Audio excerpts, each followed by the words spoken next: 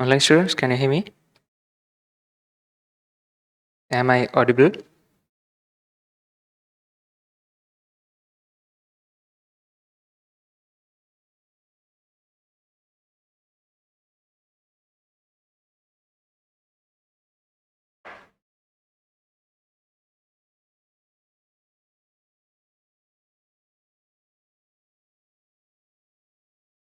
Online students, can you hear me?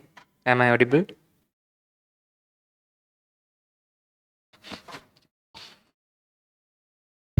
Okay. So from 8 to 8:15, I'm giving a paper here, the weekly paper. So there are 6 MCQs. So you'll have to do. So for online students, let me send it on WhatsApp.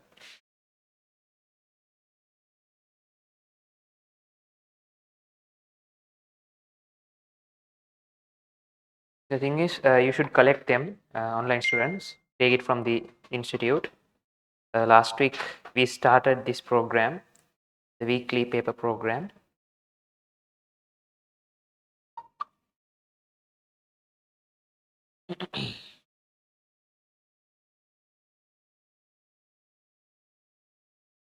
So this is the second week's paper, but the thing is, there's a small typing error and it is marked as the third week.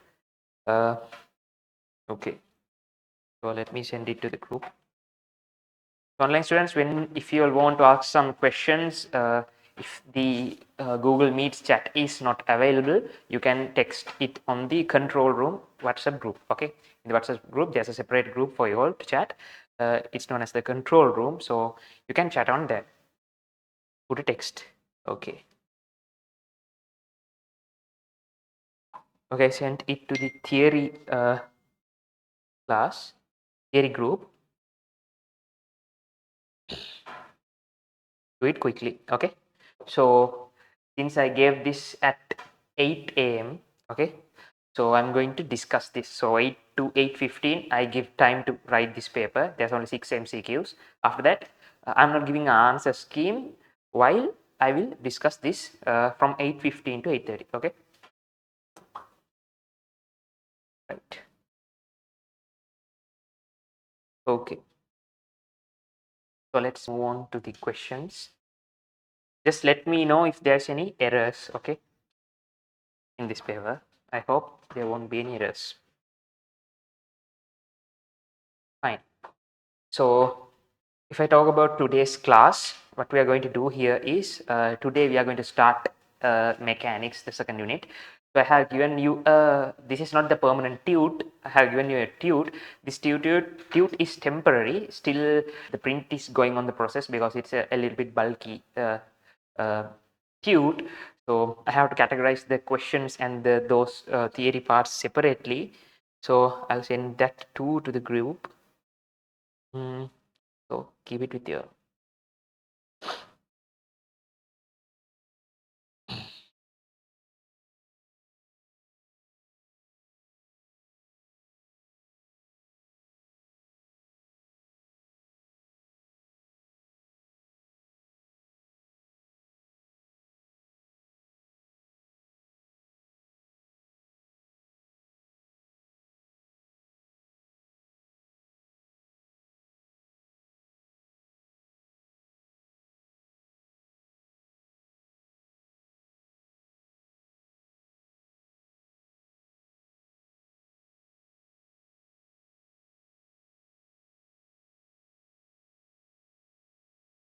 Okay, it's on the way to the group. The pursuit of the second unit. So let's do the six questions here. Okay, weekly paper 2 from the unit measurements. So let's discuss it.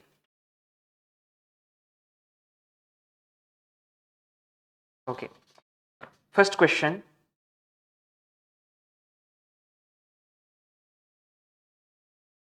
Which one of the following quantities is calculated by multiplying force by time? Okay, force by time. All right. So what is the prominent equation you all know to make force? F equals ma, mass into acceleration. So mass into acceleration. So from this equation, you have to search for time. Okay. So can you take time from a mass? No, you can't. If you take acceleration, can you take time out of it? Yes.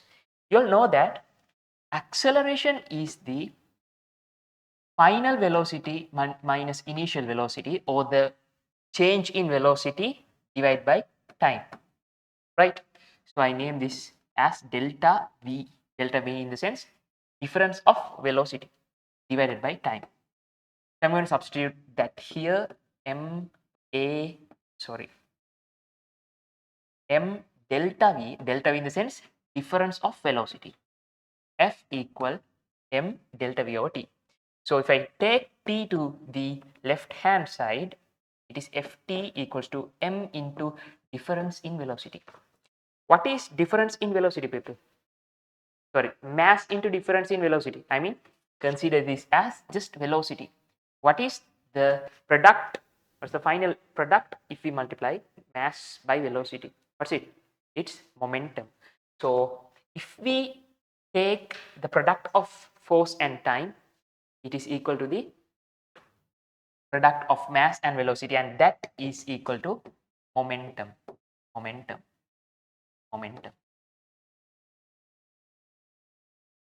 Okay, right. Okay, so we will be learning more about momentum and these equations, acceleration, and this ft. Okay, this ft is specifically known as, it is momentum, but it is specifically known as, if we multiply mass into velocity, that's going to be momentum, right? And it's equal to force into time, and that is also momentum. But specifically, if you multiply force by time, it is known as impulse. Right? Impulse. And this force here is known as impulsive force. Okay, if you want, you can write these things. Okay, we will be learning about these stuffs in the later parts, right? Okay, online people, is my audio and the video is synced, or you will hear the audio after the video? Is it lagging? Online, sir? No, sir. Okay, fine. If there's any question, just text me. Okay, in Meets. If I won't see the chats here, you can text it on WhatsApp. Okay, right.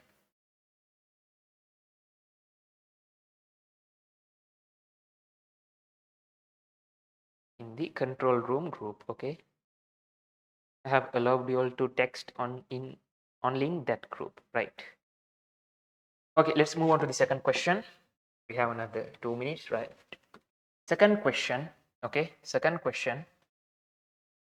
If Fa we represent force, acceleration, velocity, find the ratio C2 over C1. Did we do this question, people, previously? No. Right. Second question, really easy. Okay, again you have to use the previous equation. F equals C1A plus C2B divided by T. Okay, they're asking the ratio C2 divided by C1. Okay, they're asking this. So what I'm going to do is, this is force, this is acceleration, and this is velocity. They have given this. Okay, what's again the prominent equation of force? That is F equals to ma. So you all know that in dimensional analysis part, we have learned that the dimension of this is equal to the dimension of this product and the dimension of this whole part. This part is equal to the dimension of this. Okay, right. So if you take this, the product of these two should result in a force. Product of these two and divided by time should be equals to force. So I can write this as F equals to C1A. If I write the dimensions part, F force dimension is equals to C1A's dimension. So if you see this equation, I'll tell there's a short method. So F is divided by A. This dimension is equals to C1.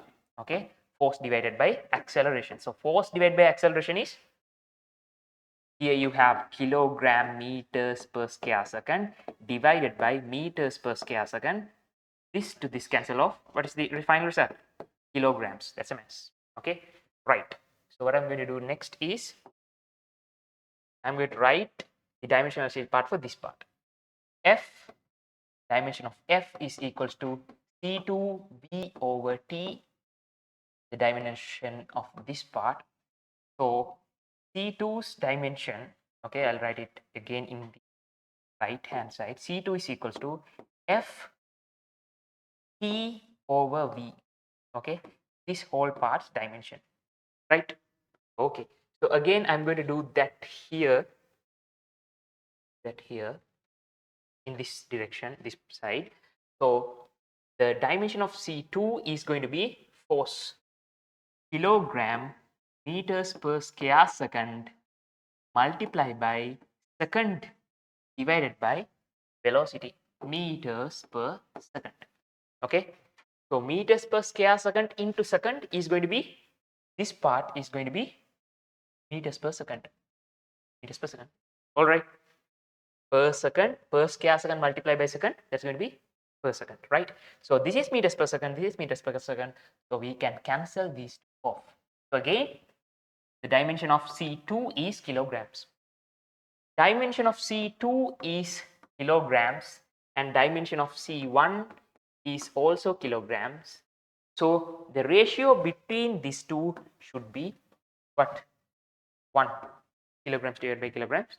The dimensions cancel out. So it is dimensionless. So the easiest way to approach this is C1A, it is in the form of MA. So C1 is M.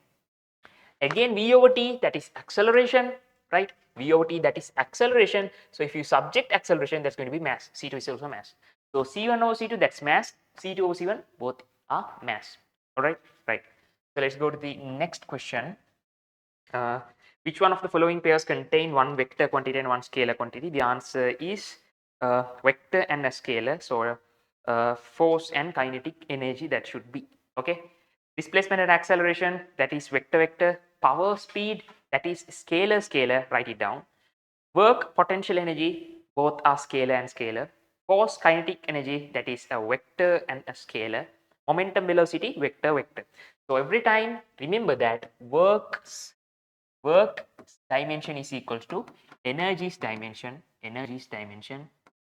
and energy or work is not a vector, it's a scale, right? Remember that energy is every time a scalar quantity. Okay, momentum is a vector because we multiply mass by velocity. So displacement is a vector and acceleration is a vector. So those are the things that you have to know. Okay, let's go to the other question. Next question. A micrometer screw gauge is in contact and the 48th division of the circular scale. Out of 50 coincides with the main scale line. The zero error is. So the zero error is line 48th division in the sense. So the zero error cannot be, mostly it can't be 0.48, the large zero error. Okay, so mostly this should be a negative zero error. So you should multiply 50 minus 48 multiply by the least count. The least count is mostly it's going to be 0.01, right?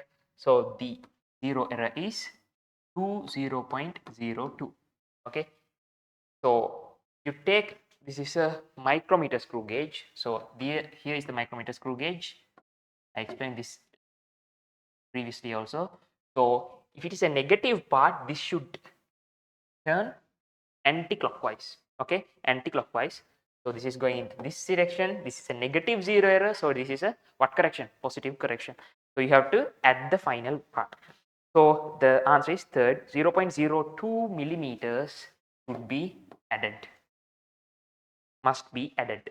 Okay, to the final part. Right. Fifth question, a micrometer screw gauge has a pitch 0.5 and 50 divisions on its circular scale. So the least count is 0.01 again here millimeters. When the jaw are fully closed, the fifth division of the circular scale is below the reference line. Fifth division is below the reference line. Okay. Indicating a zero error when measuring the diameter of a sphere. When measuring the diameter of a sphere. Fully closed. The main scale reading is, when the measure diameter, the main scale reading is 3 millimeters and 31st circular scale division coinciding with the reference line. What is the corrected diameter? Okay, this is the fifth question. So let's do it much quickly. So you have the corrected reading, the zero error, and the direct reading. Okay, you should find this all. So if the fifth division of the circular scale is below the reference line, fifth is below the reference line, in the sense that's a negative zero error. Okay, so this should be 50 minus 5. So 50 minus 5 multiplied by 0.01, and this is going to be fifth is below the part. Okay, let's draw it. So this should be like this. So the fifth is 0 here, so the fifth is here. So you turn it again anti-clockwise. So it is calibrated here 45 parts, here fifth part.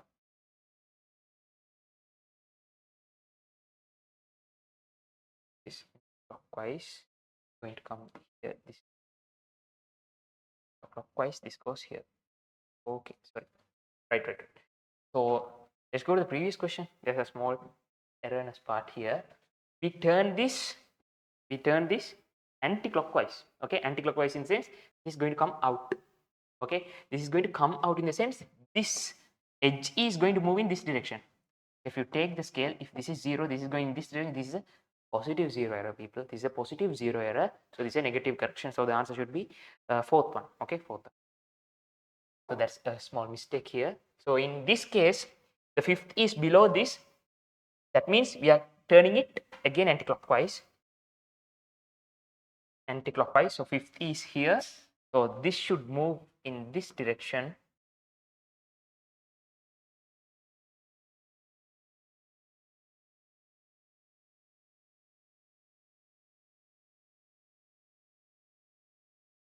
Wait, people. So 45 is here. So you turn it clockwise, clockwise. So this is moving. Just check it again. The answer scheme is in the phone. I have to take it. So just 45 is below here. So the 45 to coincide with the 0, right? So we should turn it in the clockwise direction. So if I turn it clockwise, it is going to move in this direction. So this is right. So you are correct, ne? Okay. So it should be a negative zero error. Check it again. This is like this, anti-clockwise moving here. So it's a negative zero error. Third option I should be okay. I'll tell that by looking the answer scheme. Okay, don't worry.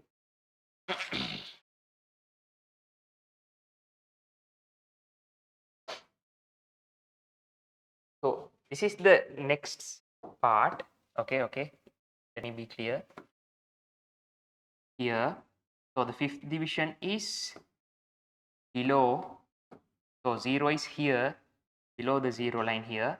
So what we have done is we have turned is like this. That means anti-clockwise. Anti-clockwise in the sense it's going to move away. So this is a positive zero error.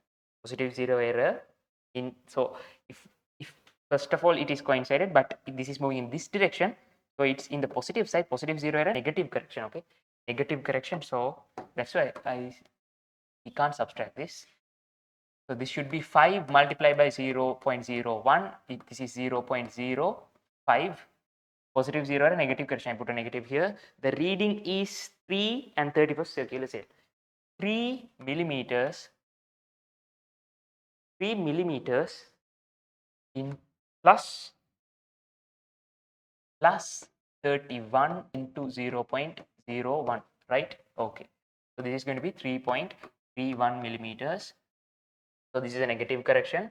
So 3.31 subtract 0.05. So do you have the answer?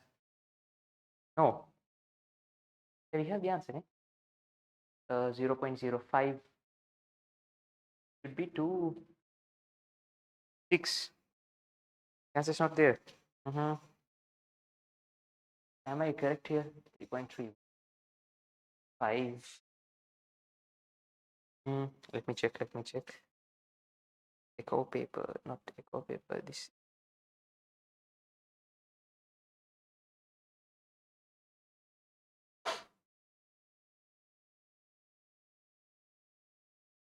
Okay, move on to the next question. Let's move on. Let's keep it for a while. Was a 5 and 8. Wrong here. 7.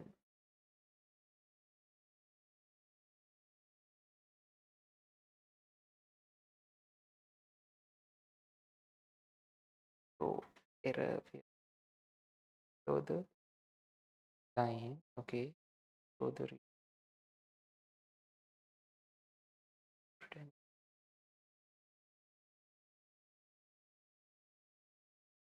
1. So 5. 8.31.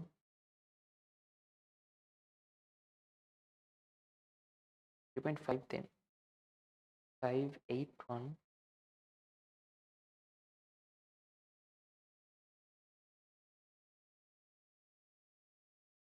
Yeah. So since this is the 5th division, however it should be 6 ne. 6. Oh, if we add it, it should be again 6 ne.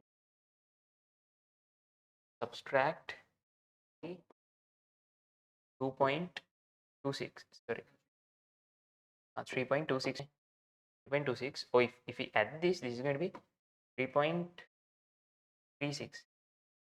First answer is not there. So there's no any answer with 6, right? So I'll look into that question. Okay, let's move on to the next question. I think there's a small error. So the 6th question, it's easier. X, Y, Z represent the physical quantities with different dimensions. Okay, X, Y, Z. They combine to form P equal this equation. Which of the following expressions has different dimensions than the rest? Okay, so P, dimension of P is equals to dimension of AX is equal to dimension of BYCZ. BYCZ. Okay, these dimensions, right? Okay, so this is the first main point that we have to write before doing the question. So let me check the first answer, that is AX. AX in the sense the dimension is P. Okay, first. So AX minus CZ, again AX minus CZ, again that's the dimension of P. Okay, understand? Third one, by into cz over x, by into cz over x. So again p over p. So one p is going to cancel again. It is going to be p.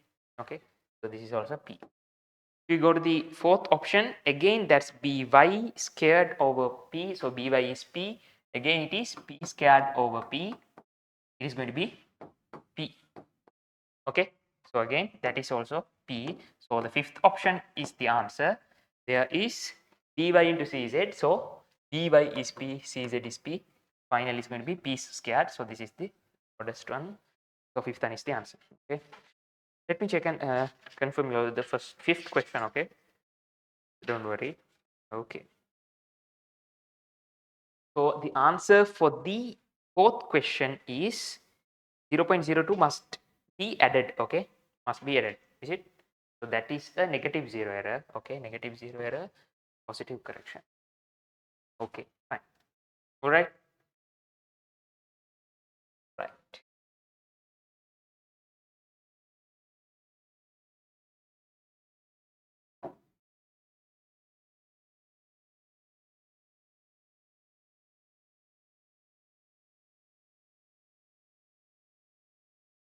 Okay.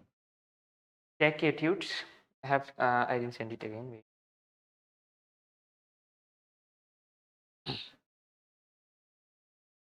Motion.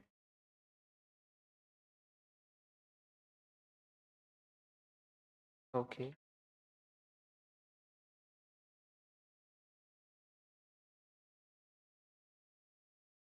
Okay, I sent the theory tute to the group. Okay. Right. Online students, did you get the tute? I have sent it. Any emotion? Just they can tell me. So I have given the last week homework assessments marking scheme. So check it and just check it. If there is any error, just let me know. Okay. You should do the homework assessment. So it is strict to collect these sheets. Okay. I'll tell why. Okay. You can tear it off and take two separate files. Keep one homework assessment in one and this weekly paper in one. Okay. Writing the reviews here. Okay. In the homework assessment file, you can take the answer scheme on the next week and take a step plan, pin it and keep it like this. Okay. Collect the questions and these things. So if you when you do a question, so mostly the questions inside Sri Lanka, okay, the questions, all questions here is rotating. Okay, there's a fixed number of questions. Let's assume that there's 100 questions. Take from model papers, past papers, from schools. They have made questions, and those questions are rotating in every paper. So that question can be here. So I take questions from the what other reference books and stuff. Okay, from internet, and I gather it and I make the tubes. So whenever you do questions in your schools or when you're facing papers, school papers, so if you have any doubt or in other school when a teacher is teaching in the school and if they give the questions, you can if you it would be familiar if the question was in here, if you did it here. So if you have did the questions from the question tube, you would be familiar with this question. Okay, because these questions are made from past paper questions. I take borrow past paper questions and I adjust certain stuff and I make this paper. Okay, so if you do like this, if you collect this and keep it, so whenever you see a question, you remember this question was there in the tube, so you can take the weekly tube or the homework assignment, search that question and see read the review of it. Okay, in the homework assessment you have the answer scheme, so here you should write the review, I mean doing the questions and writing it on the same day. Fine. Okay, so let's move on to the new lesson, mechanics. Okay, mechanics.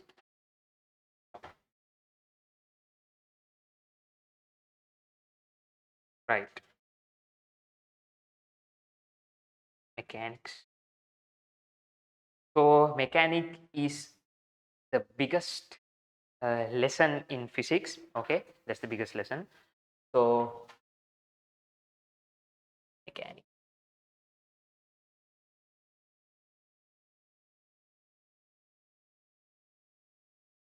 it is the bulkiest lesson. So if you come to mechanics, right, there's a certain sections, number of sections. So basically it depends on the way the tutor or the teacher teaches. Okay, so mainly in the A level syllabus in the teacher's guide, they have separated it to really a large number of sections. So to but what I use is I take it, I turn it to my own way, and to explain it to you all in a more easiest way and to make you all understand, what I have done is I have grouped certain sections and put it all together. Okay, so mainly there are uh, 1 2 3 4 6 sections. Okay, there are a lot of sections, but I have take your notebook. Okay, today you would need the notebook a little bit more than the tute. So it is divided into certain sections. If you come to mechanics, first one, kinematics. Kinematics. Have you heard kinematics? Yeah, kinematics in the sense the physics part related to motion, but there's no any force, right? physics part related to motion without force. Okay, force in the sense not the weight is also a force, right? Okay, but there is in kinematics we have learned about motion under gravity. It has a force, but the thing is we don't consider the force. We just do equation through the motion only, right? This is kinematics. Under kinematics, there will be certain sections. So in kinematics there is linear motion equations, okay, linear motion equations. Okay, this is the first direction. You can write it. Linear motion equations. Linear motion equation. Linear motion equations.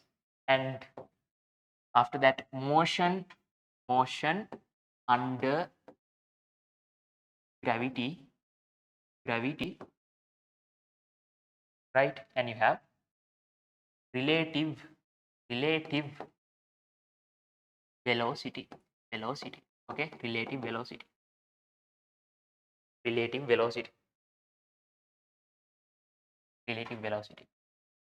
So before starting a lesson, we should see where the frame is. So where the ALL syllabus is stuffed into, right? So that's why I'm writing the boundary of the syllabus. You have to know the boundary before starting anything. You just take a plan. You should have a plan, right?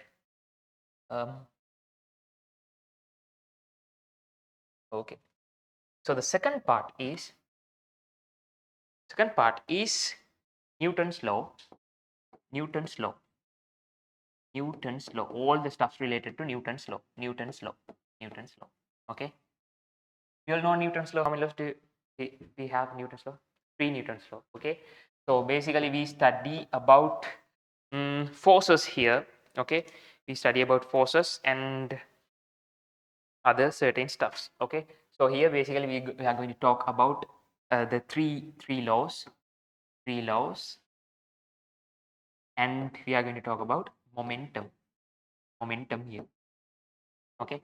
So the first and second, I'll give it a little bit descriptively. I'll move on to the other parts, 3, 4, 5, and 6.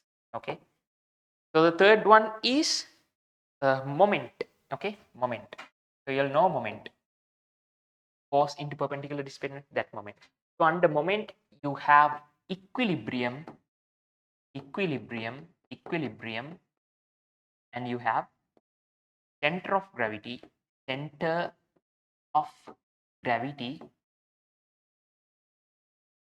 okay, center of gravity. So is it last week's? Yeah, I have sent the recording, last week's recording. I've sent it in the group. I've sent it. Just check the announcement. I sent it both in the 28 that group and the announcement group. Just check it out.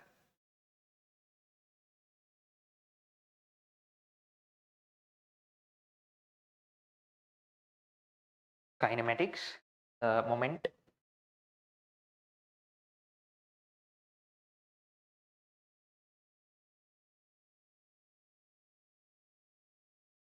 Motion under gravity. Take this.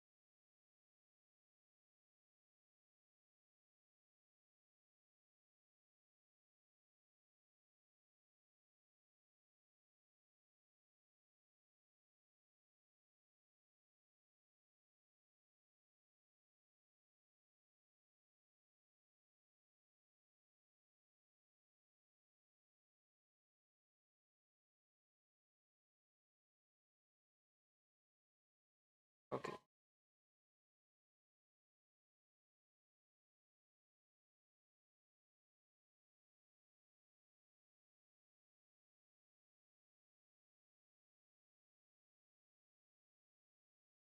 This one, center of gravity.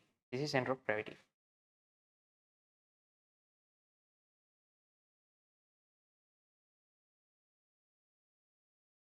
Okay, so the sixth one, oh, the fourth one. The fourth one is energy. So you learn everything about energy. So basically there are three categories: work, power, and energy. So here we learn about kinetic energy, potential energy, power, work, all those stuffs, right? So this is the part. And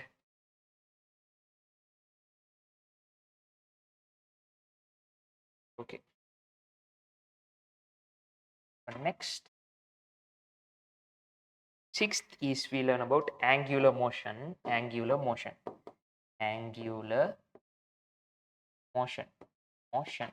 This is shun, okay, motion. So under angular motion we learn about circular motion and rotational motion.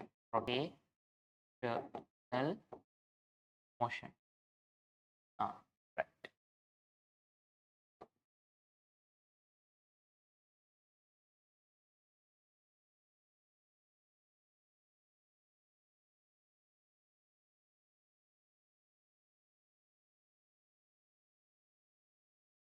So the sixth part is also that's a little bit different from all these five. It is fluid mechanics. It's a new part. New part in the sense you have a small theory part in all levels. Finding the pressure inside liquid pressure extrusion, that part plus something fluid mechanics. From mechanics, this is a different part. In fluid mechanics, you have two categories. One is hydrostatics, which you learn about static fluid, liquids that doesn't move, physical properties, pressure and those stuffs. And next you have hydro, that's the opposite of static, dynamic, hydrodynamics. So you learn physical properties of fluids that move. Okay, right.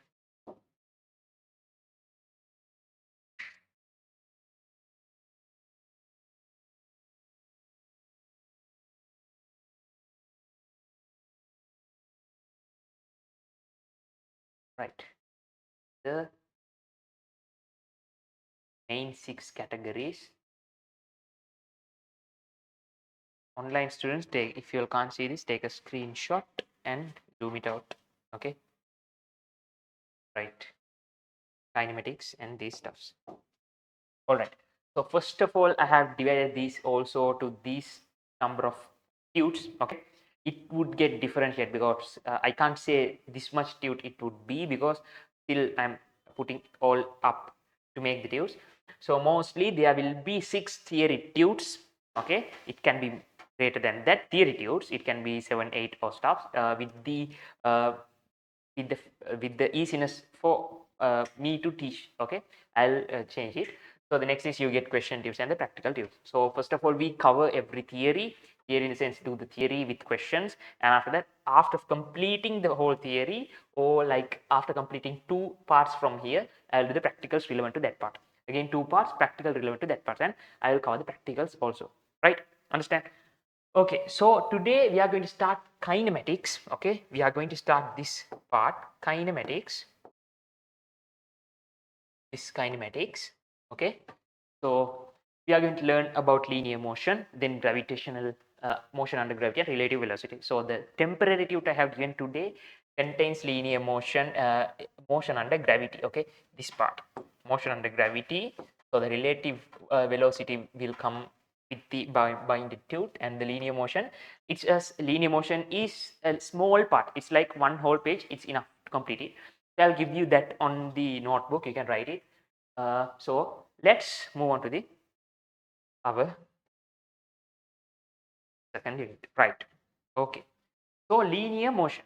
What is a linear motion? Right. Let's have a small brief understanding. What is a linear motion?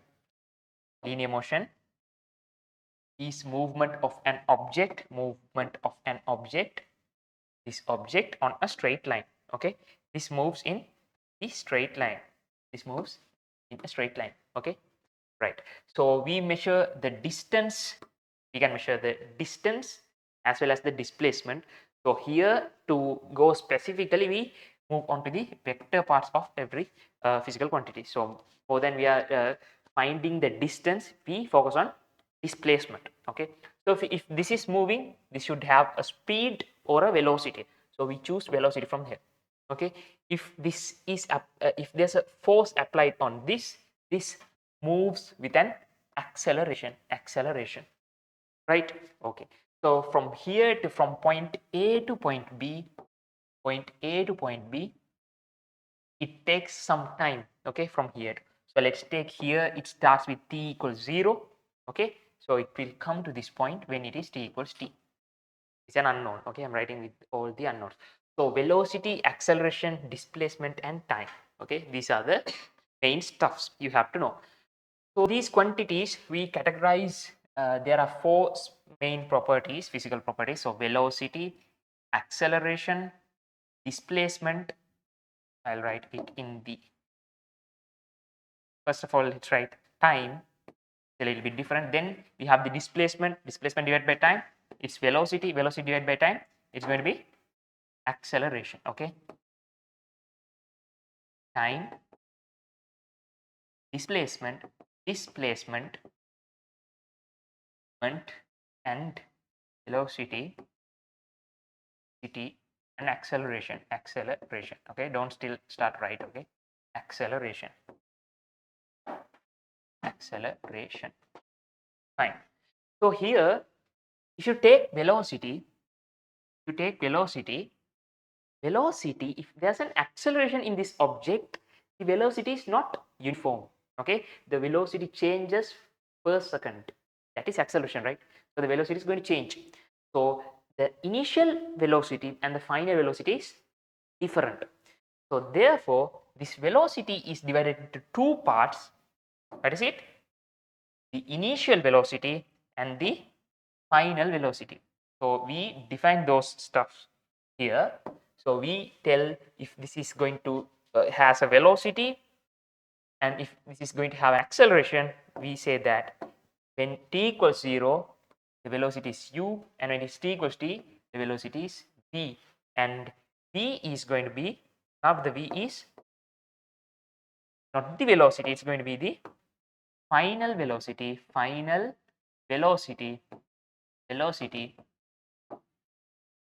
and u is going to be initial velocity. These are the general symbols that you use to these physical quantities. Okay, now take your pens and start write this diagram, small diagram. Here this is moving from point A to point B, t equals 0, t equals t, A to B, this is S, and small diagram.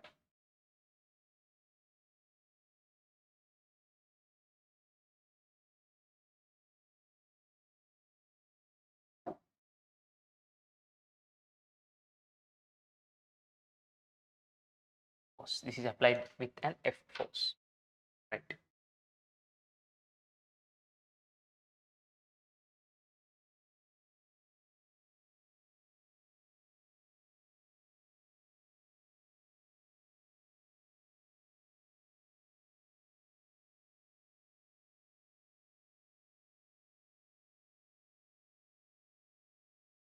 So tomorrow you are going to have a paper.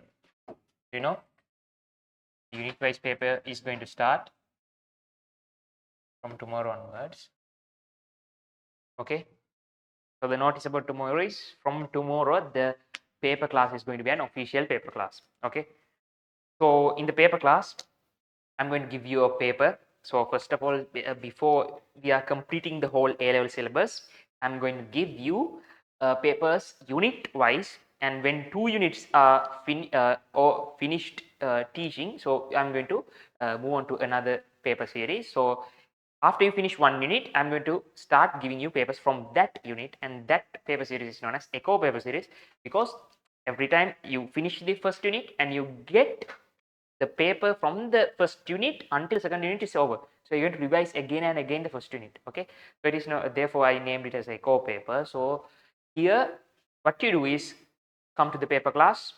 Okay, write the paper within 4 hours, and it will be corrected, and in the next week you will get the marks, and I will be ranking you all. Okay, this is completely free for theory students, and for two so I want to talk with the institute. So the institute said that this paper class is going to be free for 1 to 2 months for outside people also.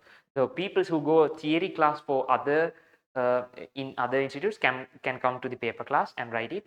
That's only for 1 month to 2 months. That's free. After that, you have to pay for the paper class if you're coming only to the paper class. If not, if you're coming to the theory class, the paper class is going to be free. Understand? So you can come, write the papers, take the marks, and take your ranks, and the discussion will be given on the following week. Okay. Online in the sense like this. You can do it here, or you can do the paper itself in your home by taking the paper to the home. But the thing is, if you do it at home, the paper won't be get marked. I won't mark it. The thing is, because I have to give the ranks, so you won't get a rank. But mostly I want to talk with the institute. I would be able to mark it, or you can mark it while the discussion is going on. Understand? I will do the discussion when the discussion going parallelly. You can mark it. Okay, if you are doing it at home, right? So this part. Okay, now let's move on to a different part in the sense equations in linear motion. Equations in linear motion, right?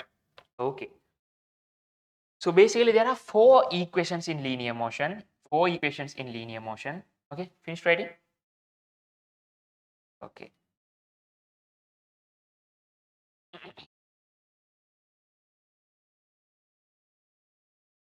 so tomorrow is the first echo paper, so try to attend it. Okay, if you have any other classes, just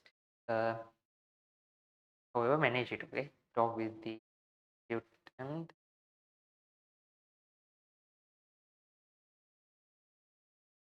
Okay, right. Soon. We have a lot to write. Okay.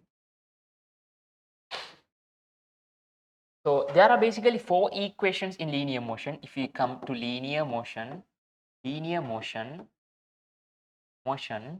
Okay. How many variables do we have now? How many variables?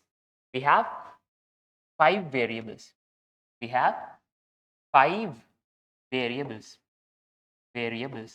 Okay. Time, displacement, initial velocity, final velocity, and the acceleration. So in mathematics, you'll have a rule. You can write it if you it is much important for bio students mainly. If there is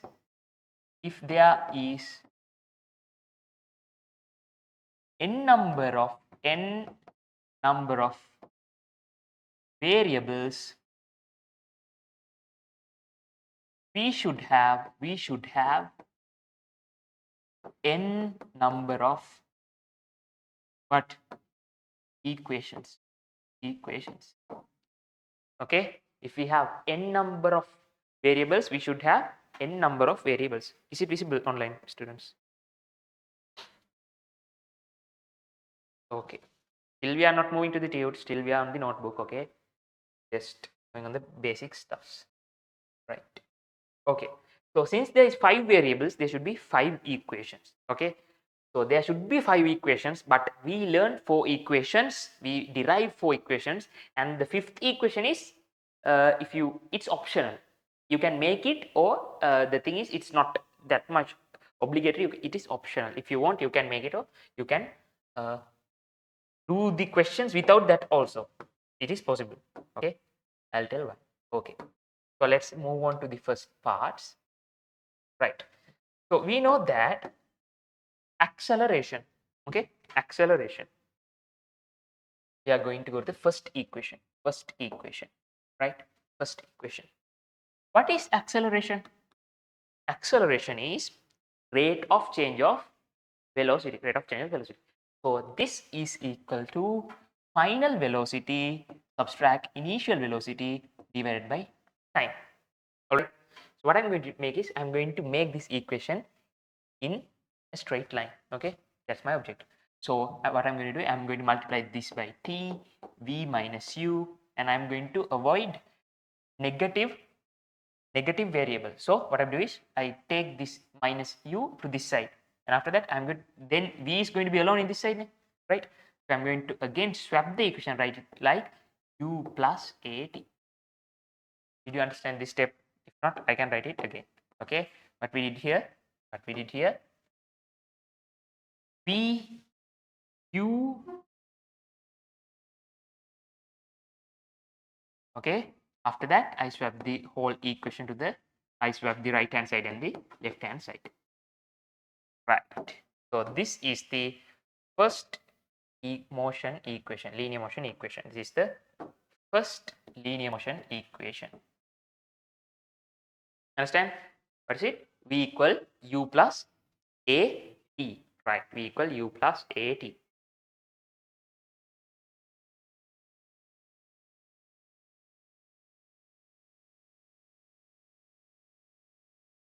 Okay. Let's move to the second one.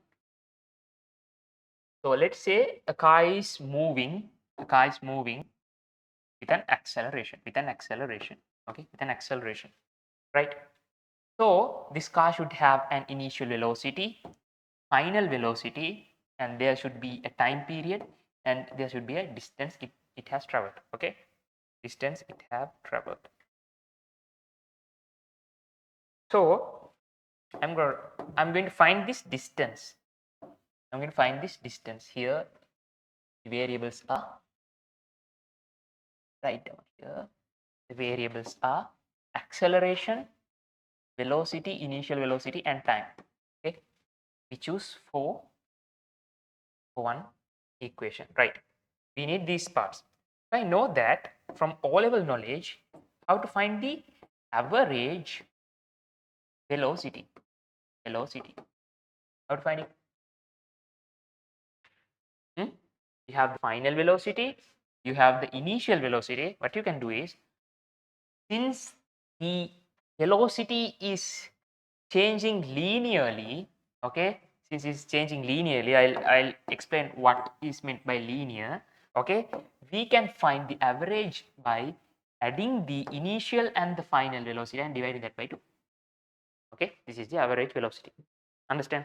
All right, we know that. So I know that the next equation is to find displacement. You have the velocity, we can multiply velocity by time. Velocity is rate of change of displacement. So the amount of distance changed per second multiplied by time, you will get the total displacement it has traveled. Understand? So by considering both of these two, what I'm going to write is, I am going to write S is equal to velocity. Now since the velocity is changing time to time, I can't take a velocity here because I have two velocities. So that's why I have taken the average velocity. So this is going to be v plus u divided by 2. Understand? Okay, now this is the velocity. Okay, so after that, time, I need the time. So I have given the time. What I'm going to do is, I'm going to multiply that by this. So here we got the second equation of linear motion. This is the second equation of linear motion. All right.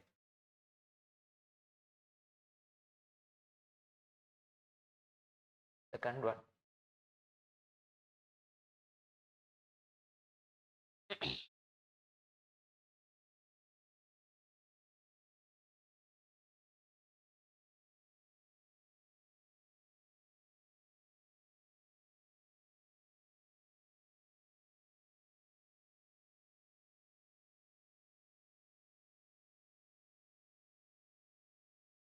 Okay.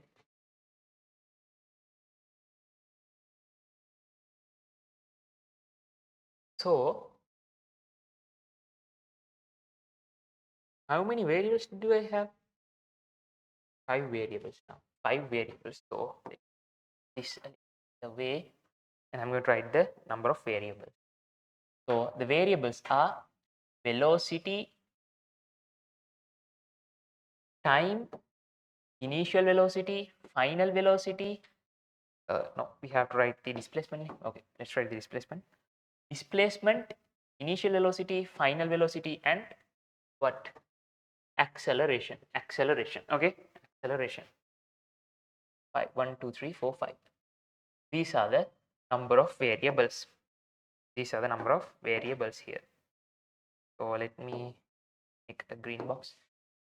We have 5 variables. We have 5 variables. This. Okay. Now look at here. In the first linear motions equation, I used acceleration, velocity, initial, final velocity, initial velocity, and time. Okay. Right. I subjected S. I mean, I didn't take S here. So I'm going to write here S. I avoided S here. In the second equation, UVTS.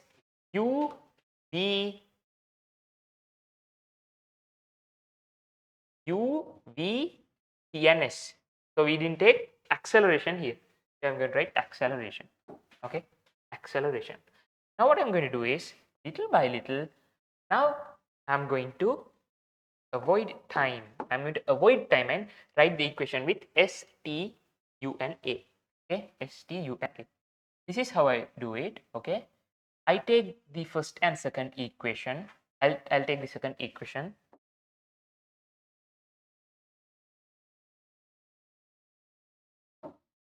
Second equation is the third equation.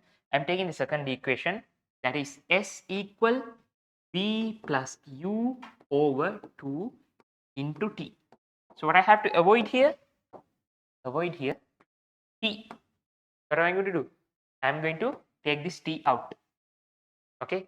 So I can do a thing like this. I can do something like this. What I'm going to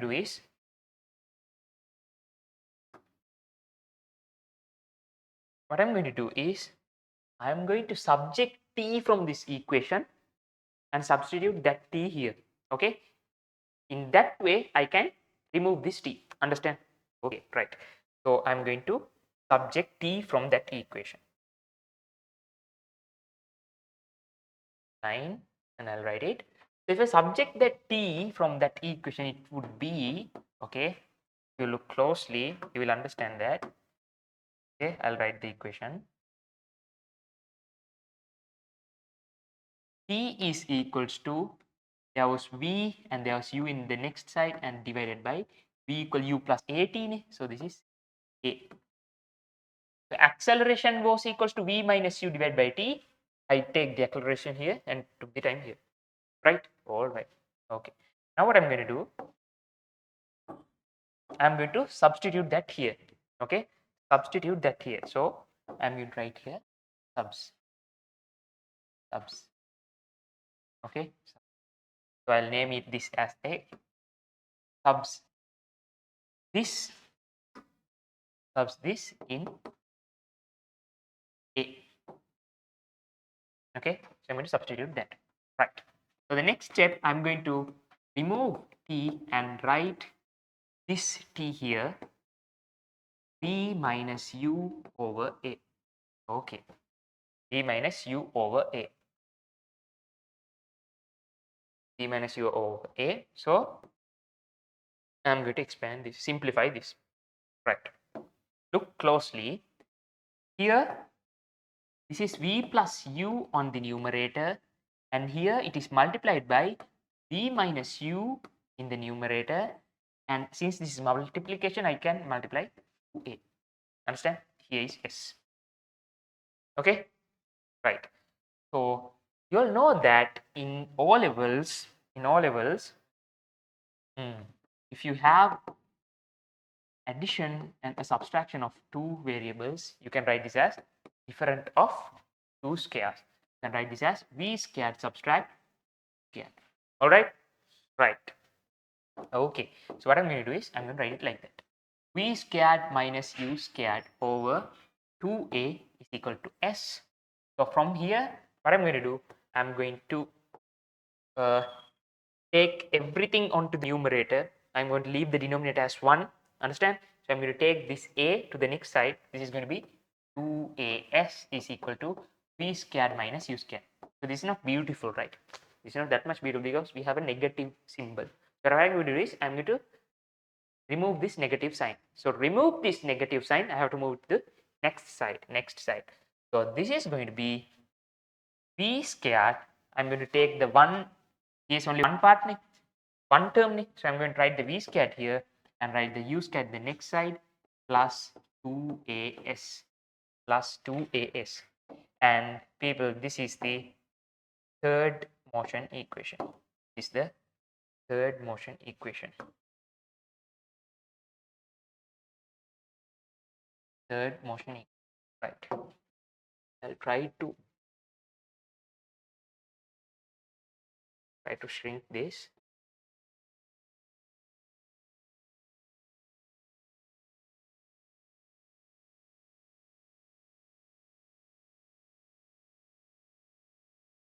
Okay.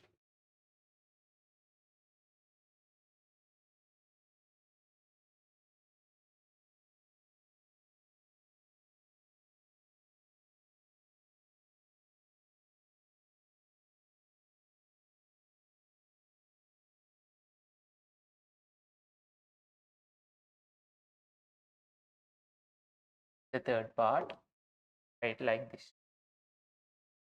Okay, this is the third equation.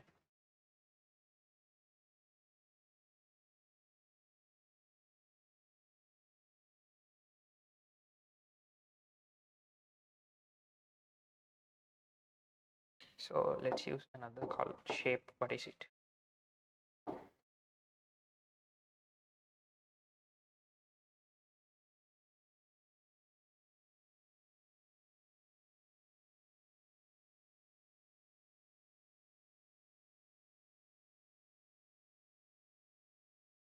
All right. Okay. Right. So we have another equation. Finish copy this term. Right.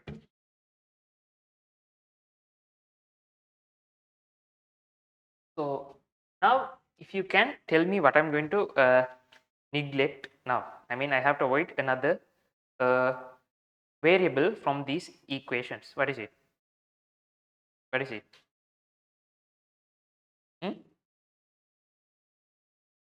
Here t, here it is a and s. Displacement, we neglected it.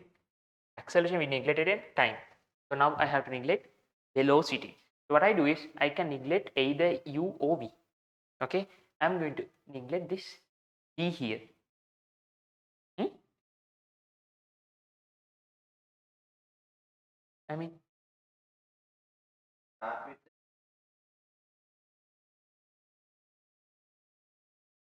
I derive the equation for no. What I'm going to do is I'm going to make an equation by cancelling v. Understand? Right. So we have both u and v. That's why I say we can neglect either the initial velocity or final velocity. Okay. So both are velocities. It's going to be there's two equations going to be same. But what I'm going to do is I'm going to choose final velocity from this, and I'm going to write the equation to the final velocity. This is the fourth equation. And here I'm going to take v out. Okay, take v out. So what I'm going to do, I'm going to take the third equation, and what's the third equation? That's it. V squared equal u squared plus 2as, and I'm going to substitute something to this v squared. Okay, do we have an equation for v squared, v velocity? Yes, we have. Where is it?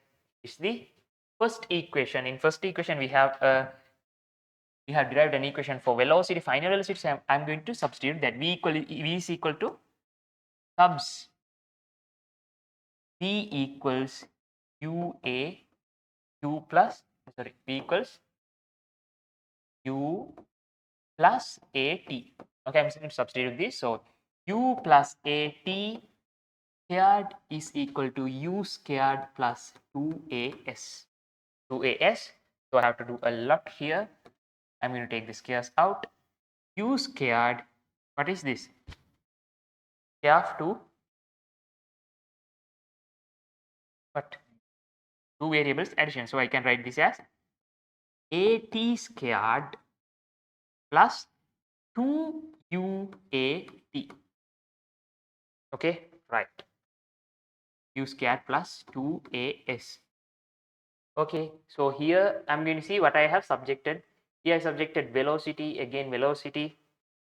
So here I'm going to subject S. Okay, the easiest to subject is S. Right, okay. So what I'm going to do is I'm going to write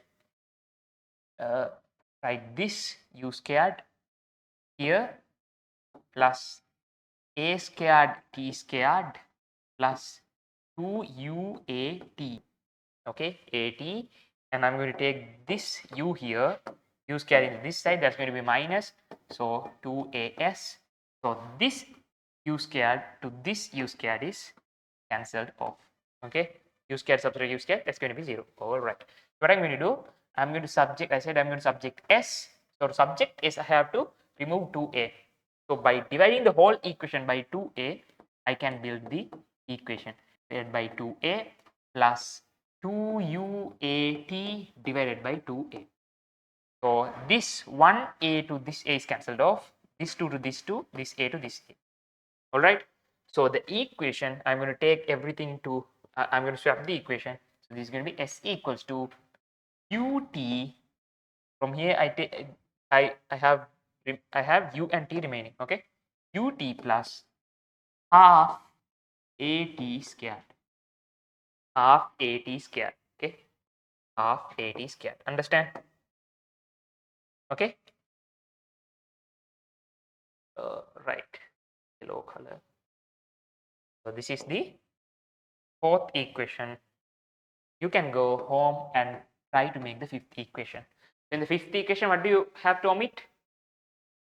The initial velocity. So if you omit the initial velocity, you would get an equation like this, but there would be a minus symbol here, because here instead of v equal u plus at, you are going to take u equals to v minus at.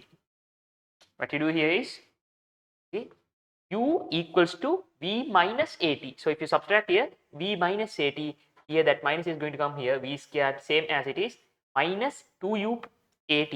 Okay, so that minus is here, and in the final equation it would be s equals vt minus half at squared. Okay, the fifth equation would be s equals vt minus half at squared. You go home and make that equation, you will see that. So we have, mainly we can make 5 linear motion equations, but we choose 4 from it because 2 of that is exactly the same. Understand? So we choose velocity and we remove the final velocity and write the equation like this. Right. Okay, to get familiarized with this equation, let's do 2-3 questions.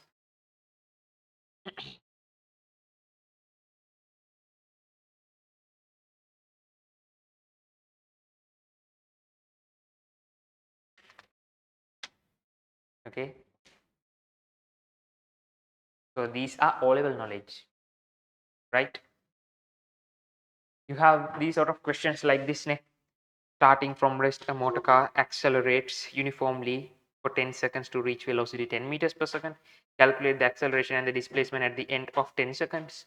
You have did those type of questions in science. Okay, right, question number 1. This is practice question number 1. Okay, just to make your practice to it. Okay. Online students, are you with me? Is everything okay? Okay, right. Write the first question. Starting from rest, starting from rest, starting from rest, a motor car accelerates, a motor car accelerates, a motor car accelerates uniformly 10 seconds, 10 seconds to reach a velocity, to reach a velocity, to reach a velocity of 10 meters per second, of 10 meters per second. Starting from rest, a motor car accelerates uniformly 10 seconds to reach a velocity of 10 meters per second. Calculate the acceleration and the displacement. Calculate the acceleration and the displacement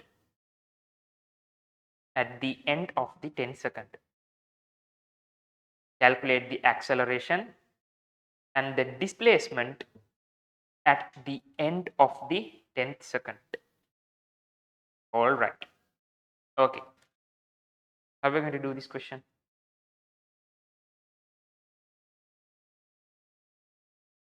Okay. A motor car starts from rest. Starts from rest. That means the initial velocity is 0, right? So whenever you do questions like this from linear motions, horizontal linear motions, okay, Q1, Q1, you have to write the every data from this question. U is equal to how much? 0. That's the first data. Accelerates uniformly for 10 seconds. Okay, 10 seconds, and the final question is also to find the displacement at the 10 seconds. So the time duration for this whole motion is how many seconds? 10 seconds, right? 5 out of 2 variables is known. And next, to reach a velocity of 10 meters per second, what is it? V. It is the final velocity. It is going to be V. V is equals to 10 meters per second.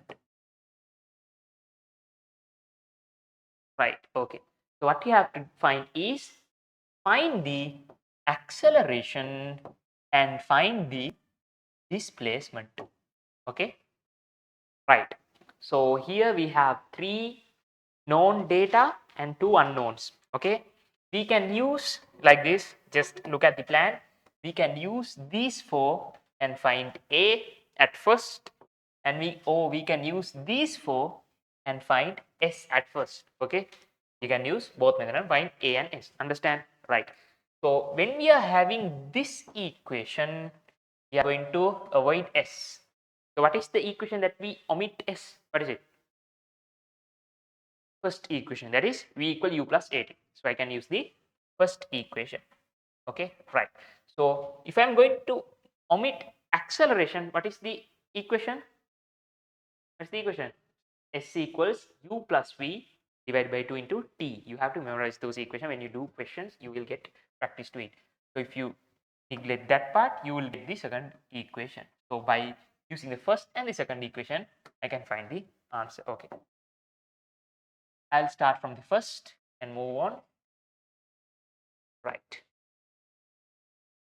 I'm going to put the first equation. What is the first equation? V equals U plus AT. You can do this you have 2 methods to solve these equations. You can substitute and find the acceleration, or you can subject the acceleration first and substitute. Okay, you can do both methods. What I'm going to do is I'm going to subject this acceleration. Okay, to subject this acceleration, I should keep this in this side, and I have to move V minus U divided by AT divided by T. This, understand? I took this U to this side and divided the whole equation by T. So this T to this T will cancel off. So acceleration is equal to velocity minus initial velocity, final velocity minus initial velocity divided by time. So I'm going to substitute them now. V, that is 10 meters per second, subtract 0 meters per second divided by 10 second. Divided by 10 second, and this is going to be equal to how much? 0. This is going to be 10 meters per second over 10 meters per second over 10 seconds is going to be equal to 10 to 10 cancel off. So 1 meters per square second. 1 meters per square second. Online students, did you understand? Clear? Still students, is it clear? Right. Use the first motion equation. Okay. First equation. We use the first equation. I'm going to use the second equation now. Second equation now. Right. I can use the second equation as well as I know the acceleration now. I can use the fourth equations also. I can use the fourth equation also. I know the acceleration now. Right. I can use the third equation as well. By v square equal u square by 2s. Now you have 4 knowns. You have to find s. You can use 3 out of 4 equations. So I'm going to use the easiest one is the one without a scared. So it is, what is it? S equals 2 plus v divided by 2 into time. Okay, I'm going to use that. Second equation. S equals to 2 plus v divided by 2 time. So I have to find displacement, so I don't have to subject anything. Initial velocity is 0. Final velocity is 10 meters per second. Final velocity is 10 meters per second divided by 2 multiply by 10 second. 10 second. This is going to be equals to 10 meters per second multiply by 10 second divided by 2. So I can cancel this to this, and this is going to be 5. So final displacement is 50 meters. Final displacement is 50 meters. Okay. All right. Right. This is how you do a question. This is a simple question, right? This is a simple question. I'll give one question for your homework. Right. Question number 2. Question number 2. Into your home. Question number 2. A train traveling with a velocity. A train traveling with a velocity. A train traveling with a velocity of 30 kilometers per hour. Okay. I think let's do it here. Okay. A train traveling with a velocity of 36 kilometers per hour. A train traveling with a velocity of 30 kilometers per hour applies brake to stop the train. Applies 36 kilometers per hour. Applies brake to stop the train at the station. To stop the train at the station. The train moving with a uniform deceleration. The train moving with a uniform deceleration stops after a time of 20 seconds. Stops after a time of 20 seconds. The train moving with a uniform deceleration stops after a time of 20 seconds. Calculate the displacement of the train. Calculate the displacement of the train after the application of brakes. Calculate the displacement of the train after the application of brakes. Yeah, do you have to read that? Yeah, the train moving with a uniform deceleration stops after a time of 20 seconds. Stops after a time of 20 seconds. Full stop. Calculate the displacement of the train. Calculate the displacement of the train after application of the brakes. After the application of brakes. Displacement, right? Okay. So they have given this question. In kilometers per hour. Kilometers per hour. Okay. So you can convert everything into kilometers per hour, or you can convert everything into meters per second. Okay. What I'm going to do is I'm going to convert this to meters per second. Okay. Meters per second. Right. Give 2. I have the initial velocity that is 36 kilometers per hour. Okay. Now what I'm going to do is, before doing question, I'm going to convert this to meters per second. So this is 36 kilometers, right? So this is how many meters? 36 into 10 to the power 3 meters. Okay. So the denominator is hours per hour. So here it is 1 hour So in the denominator, it is 1 hour. So 1 hour has how many seconds? 3600. So it is 60 multiplied by 60, that is 3600 seconds per hour. You have 3600 seconds per hour. Okay. So this hour to this hour cancels off, right? So the final answer is 36,000 divided by 3600. These to these cancels off. So 360 divided by 36, that's going to be 10. So the initial velocity is 10 what? Here you have meters, you have seconds. So this is meters per second. 10 meters per second. This is the initial velocity. First of all, you have to simplify that.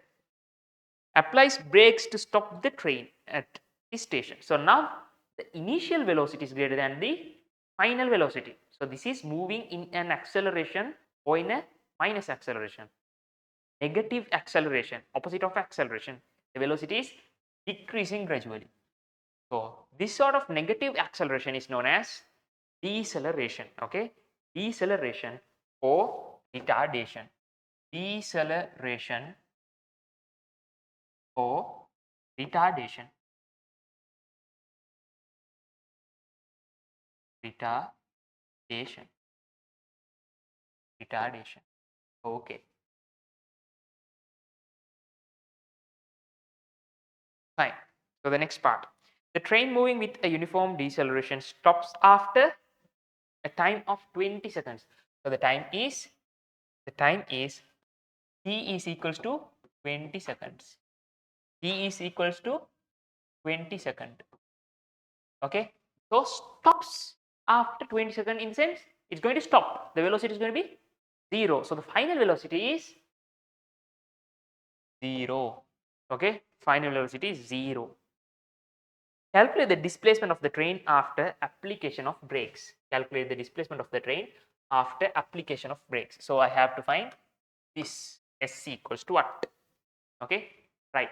So we have omitted which part? Acceleration is not here. So the equation which doesn't have the acceleration is S equals to u plus v divided by 2 into time. Okay, the second equation. So I'm going to apply the question. Sorry. Yeah. This second equation.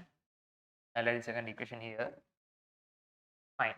So the equation is S equals to u plus v divided by 2 into time. Okay. So look carefully. What is the initial velocity? Initial velocity is 10 meters per second. 10 meters per second. Okay. What is the final velocity? 0 divided by 2. What is the time? That is 20 seconds. Okay. Right. So since here is a positive number, you can solve it like it is 10 plus 0 is 10 divided by 2. I'll write the final equation 20. So you can, it is much easier to cancel this with this. So this is going to be 10. So 10 times 10, this is going to be 100, but 100 meters. 100 meters. Okay. So can you find the acceleration also? Is it possible to find the acceleration? Try to find it. Try to find it. Okay. So if I have to find the acceleration, you can use whatever the equation. So what I'm going to use is the first equation. I'm going to use the first equation. That is the most easiest because a is with the power of what? 0. Sorry, 1. So v equals to u plus at. I subject acceleration. So v minus u divided by t. So the final velocity is 0. Okay. The initial velocity is how much? 10 and the time is 20. Right. So the acceleration is equal to 0 minus 10 is minus 10. So minus 10 divided by 20 is minus half. 10 over 20. I can cancel this 0. This is half. This is going to be equal to minus 0.5 meters per square second. Can you see the board? Online student.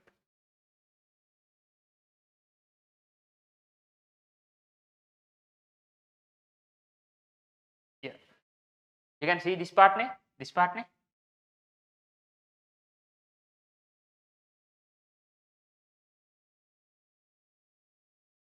Okay, right. So the acceleration here is -1, negative 0.5 meters per square second. What I said before. So the acceleration can be in two ways. One is positive acceleration and the next one is negative acceleration. Okay, negative acceleration.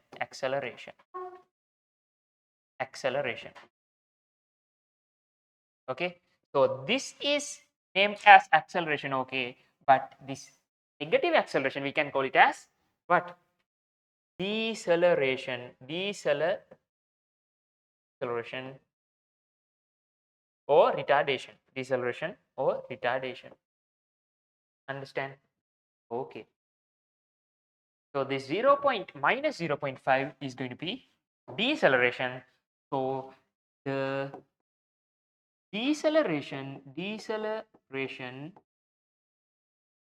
is how much?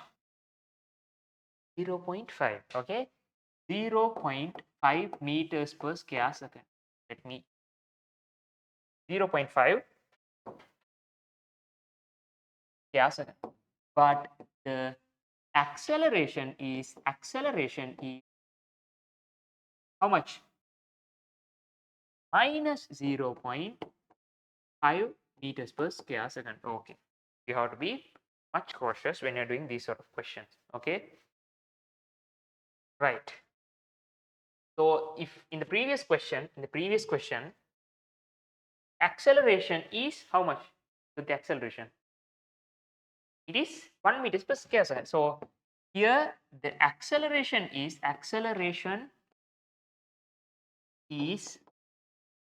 1 meters per square second. So the deceleration here is minus 1 meters per square second. Understand? The point. Okay, right. I'll give you a question.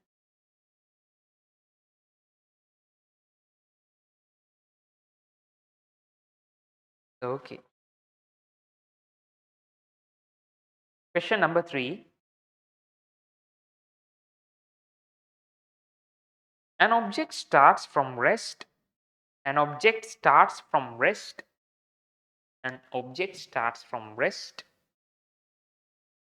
with uniform acceleration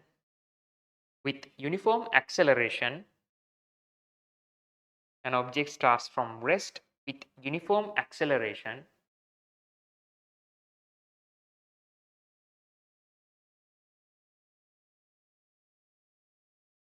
full stop. If its velocity after 5 seconds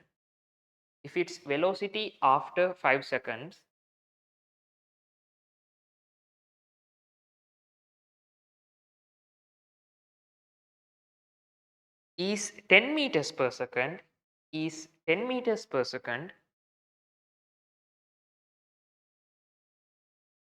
comma, find its displacement in the last 2 seconds. Find its displacement in the last 2 seconds. Find its displacement in the last 2 seconds. Okay, find it, the homework. Let's move on to a little bit different question. Last 2 seconds. Yeah. Okay. Question number 4.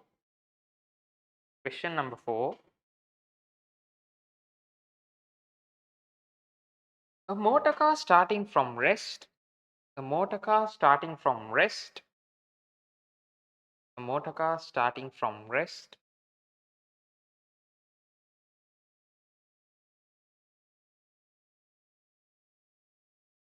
takes a minimum time of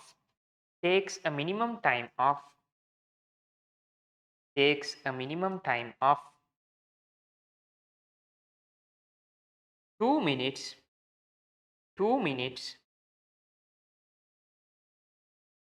to travel a distance of to travel a distance of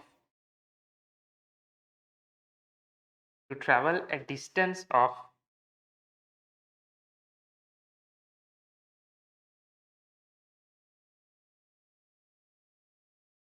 1.2 kilometers. 1.2 kilometers. 1.2 kilometers. And come to rest. And come to rest. A distance of 1.2 kilometers and come to rest. Full stop. Find the maximum velocity. Find the maximum velocity. Find the maximum velocity achieved by the car. Achieved by the car. Find the maximum velocity achieved by the car. The motor car starting from rest takes the minimum time of 2 minutes to travel a distance of 1.2 kilometers and come to rest. Full stop. Find the maximum velocity achieved by the car. Full stop. If the retardation of the car, retardation in sense deceleration, okay? If the retardation of the car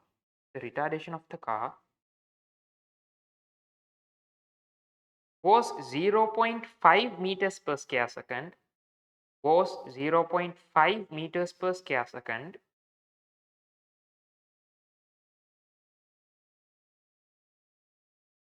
find the distance the car traveled. Find the distance the car traveled with acceleration. Find the distance the car traveled with acceleration. Okay. The lengthy question. The answer is not that much length. Okay, start with this question. All right. Question number 4. Q4 for the day. A motor car starting from rest. A motor car. Okay, this is a car. Okay, I'll draw a small car. Starting from rest. U equals 0. Starting from rest. Takes a minimum time of 2 minutes to travel 1.2 kilometers. Minimum time to travel S is equals to 1.2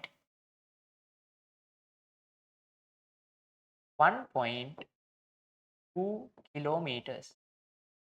Okay, how much time does it take? 2 minutes. 2 minutes. So I'll write it as 2. So the starting point is t equals 0. Okay, now the t is equals to 2 minutes. Right. Yeah, that's much easier to understand the question. Okay.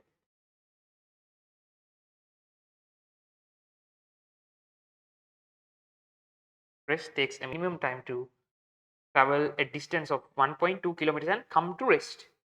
And it comes to rest. So again here, the velocity is 0. My velocity is 0. It travels and come to rest again. Okay. So it have to move with certain the acceleration and again with a deceleration. Understand? To stop. Fine.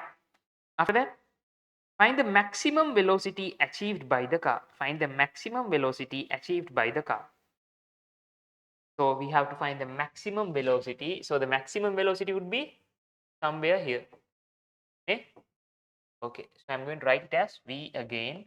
But there are two V, so I'll name it as V1 and this is V2. So I have to find V1. Maximum velocity here. If the retardation of the car was 0.5. If the retardation of the car is 0.5, the deceleration here, I'll just draw this as the acceleration and this as a deceleration. So the deceleration here is, in the second part is 0.5. So A is equals to minus 0.5 meters per square second. Right.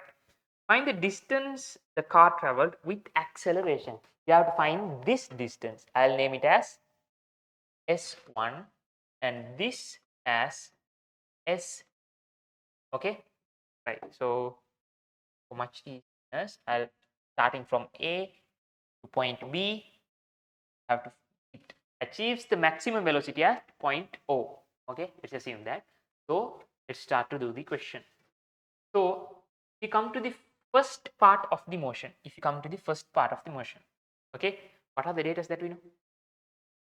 Okay, we know the U. Okay, we have, okay, I'll write every part. U, V, I need T, I have A, and I need S. So this is known, that is 0.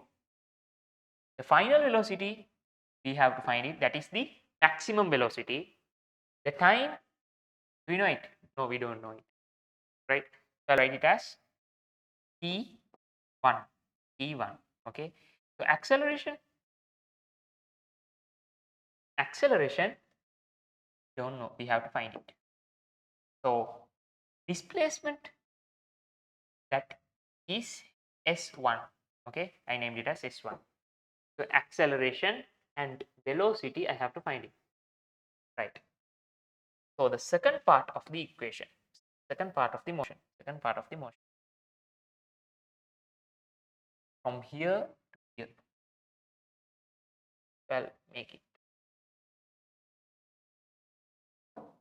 So here I have U, V, U, E, E, A, and S, right?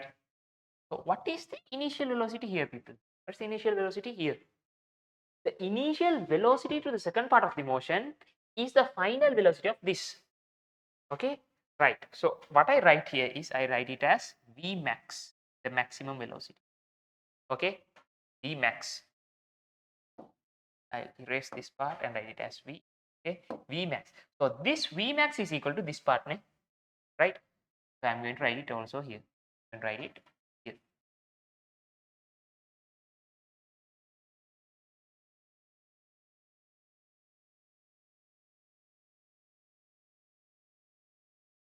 Here it is V max and here is max again.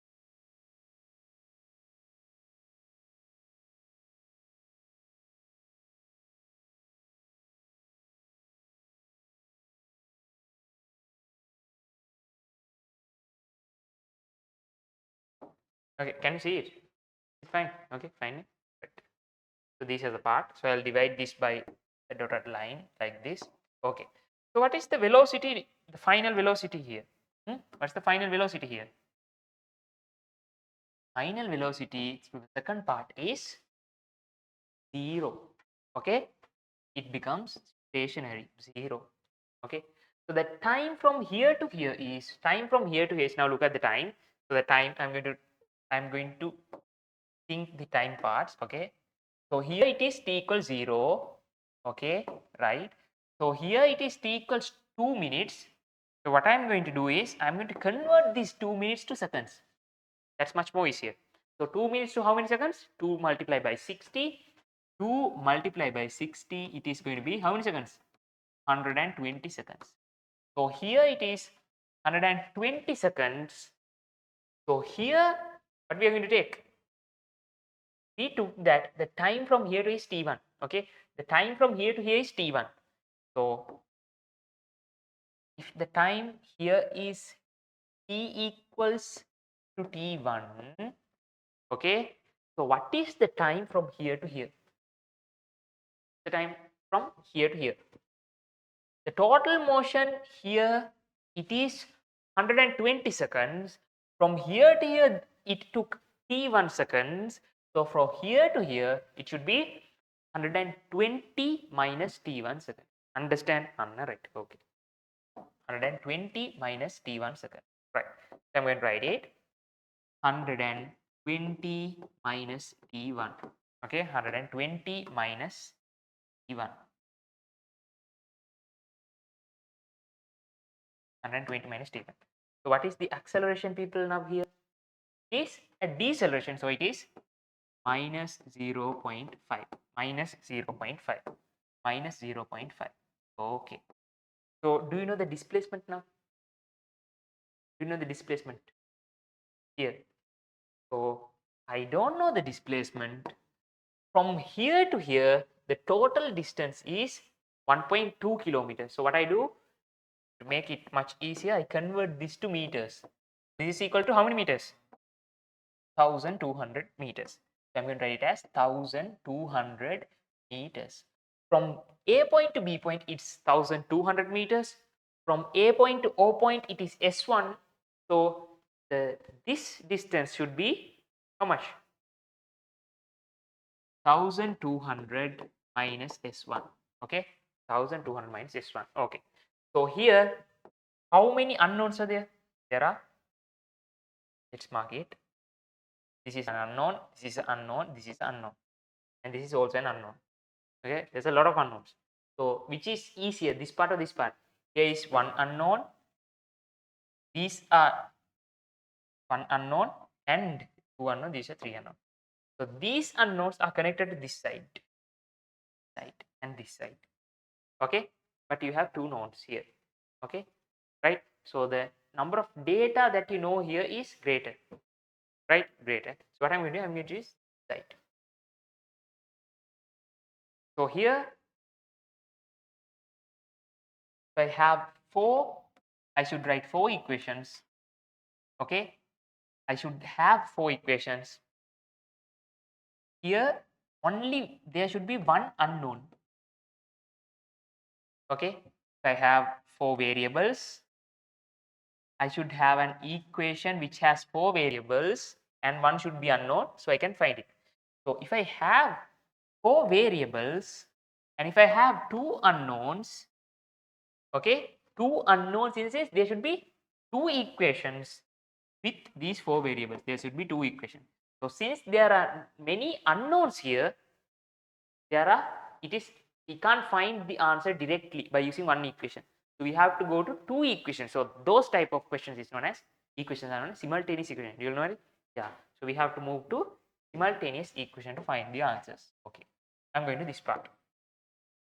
Right. So I can start from whatever the equation. Okay. Whatever the equation, I'll erase this.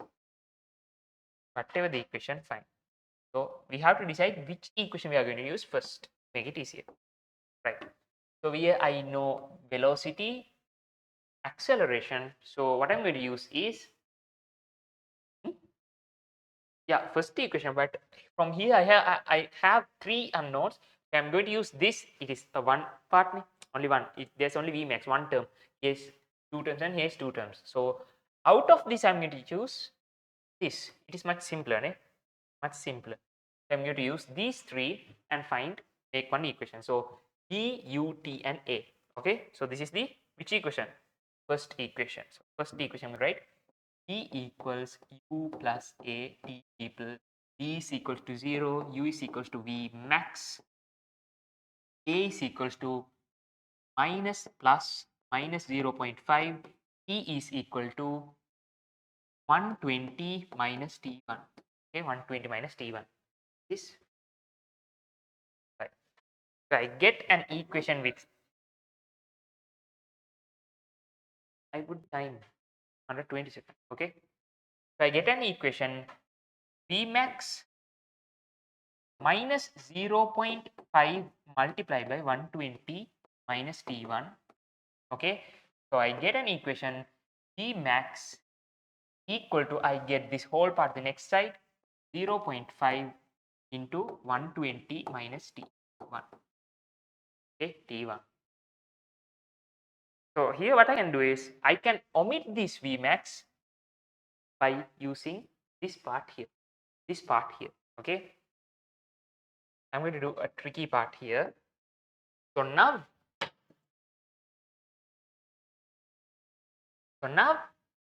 for this case, I'll let's take that we know V max from here. We know T1, we have T1. Again, what is it? We know which data? This 0, and we can find something else. What is it? First of all, we have to find V max, right?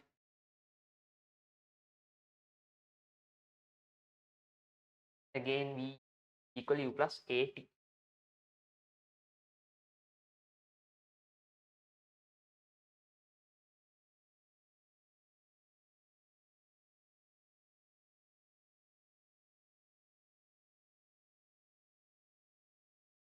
A. I'm going to put equal at here. So v is equal to u plus at here. Okay. In this direction, you have to put in this direction. You have the, since this is a vector, you have to put arrows. So v is going to be v max. U is going to be 0. Acceleration is going to be a. We don't know it. I just put it as a. Time is going to be e1. One here. E1 here. So since these two Vmaxes are equal, since these two Vmaxes are equal, I can write this one equation equal to this second equation. 1 equals to 2. AT1 is equal to 0.5. I'll write it as half 120 minus T1.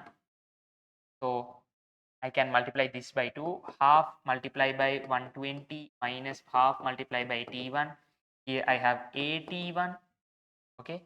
So this is 60 minus 0.5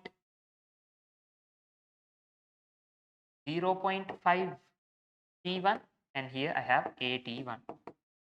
I can write an expression with T1s. 60 is equal to AT1 plus 0.5 T1. Okay, right. So I have one equation here. I have a lot of variables. So this is one equation. Right. This one equation. So again, we have T. We have to find this T. What we can do is, we made one complex equation and I'll name it as A. I'll name it as A. Okay. I'll name it as A. Right. One equation. Fine. So I'm going to do the part 2 version to this by using S1 as the common data. S1 as the common data. So here what I'm going to do is, I'm going to write every equation by writing it in the form of S. Okay. So here what I used previously was these parts. Now what I'm going to use is, instead of this S, T, this T, I'm going to use this S here. I'm going to use this S here. So V, U, E, there's no any T, so it's going to be which equation? V squared equal U squared plus 2AS. That equation. And from there, I'm going to make another V squared equal U squared plus 2AS, that equation. And I can find it. Right.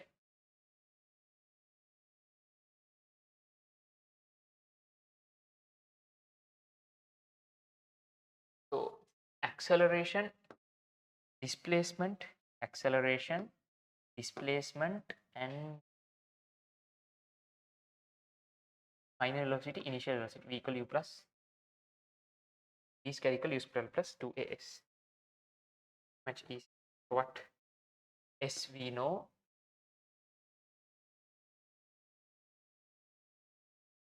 Right. So I'm going to put V square plus 2 square plus 2AS into this equation. V squared equals U squared plus 2AS to this part. Okay, to this part.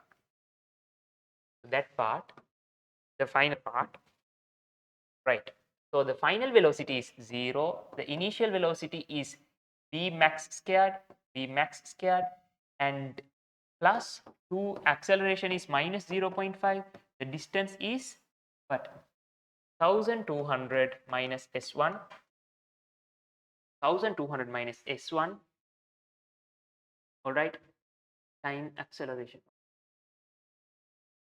So here, V max squared minus 0.5 times 2 is 1. So this is going to be 1200 minus S. So again, what I can do is, I can bring this to this side. So 1200 minus S is equal to V squared max. So V squared max is 1, right? This is 1. So V squared is equal to 1200 max squared is equal to 1200 minus S1. One equation. Okay, I'll name it as 1 again to this separate part. Okay, I'll keep it here. I'll keep it.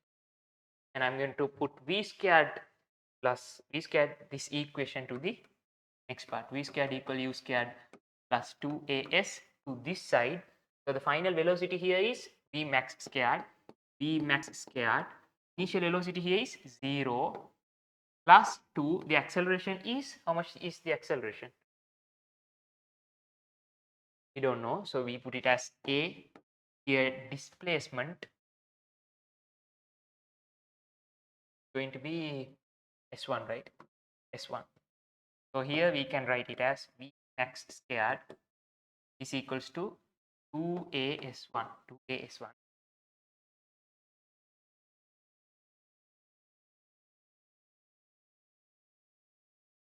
So we need another equation also. Right.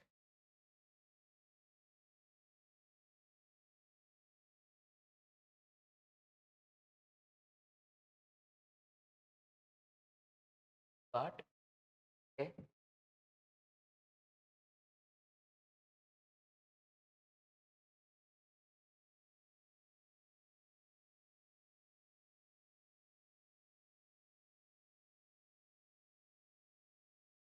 Write this down.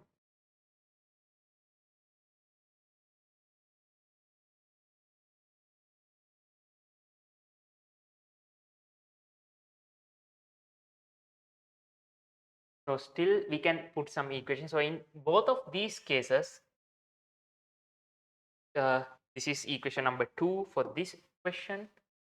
Equation number, I'll name it this as 1 and this as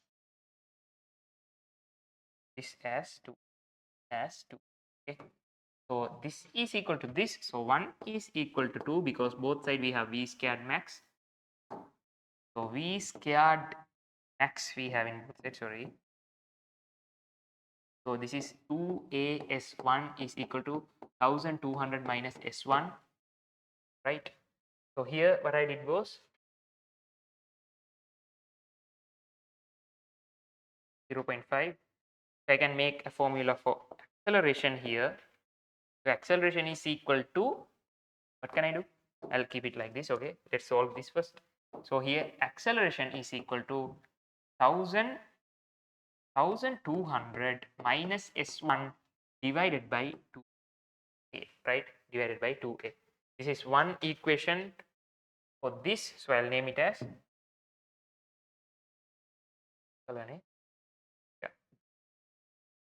B.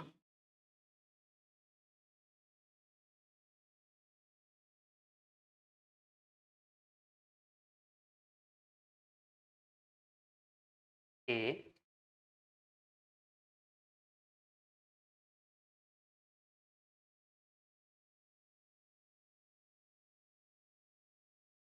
I'm going to subject A T here, A here. So the easiest way to subject A here is A is equal to 60 minus 0.5 T1 divided by T1. Okay, 60 minus 0.5 T1 divided by T1. This is the equation for A. So I will name this as this A equation.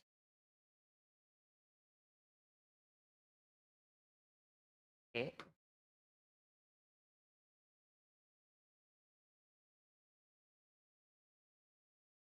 Okay. So still I have an unknown T1 and S1. So here I have T1, time, distance and acceleration. So I should make another equation. We used V equal U plus AT, V square equal U square plus 2as. The next simple equation is S equals U plus V, S equals U plus V divided by 2 into T. So what I'm going to do is here we can solve this. We can solve this if we have something common in both of these. I should have the two common unknowns in this equation. But here I have acceleration, okay. But here time, but here distance. So what I'm going to do is I'm going to write s in the terms of t, or I can write t in the terms of x. Understand? And substitute that to here. So this has acceleration and s1, this has acceleration and x1. From that two equation I can solve this question. Understand? So this question is that we can do this question within 1 minute if we can draw a motion graph to this motion. You know, graph, motion graph, vt graph, st graph, velocity time graph, displacement. If we know that graph, we can find it in a much simple way. But since we are using equation, we have to do this every steps. Understand? Because there are a lot of unknowns. Understand? Right. Let's do it. So what I'm going to do here is I'm going to take one from here. I'm going to take one from here. I should know this. All right. I'll erase this part. I'm going to use this equation. Okay, this equation. So this part, I'll erase this.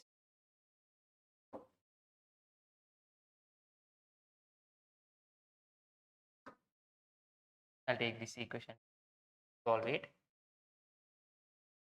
Right. S here is S2, that is 1200 minus S1 is equal to initial velocity is Vmax, final velocity is 0 divided by 2 multiplied by t.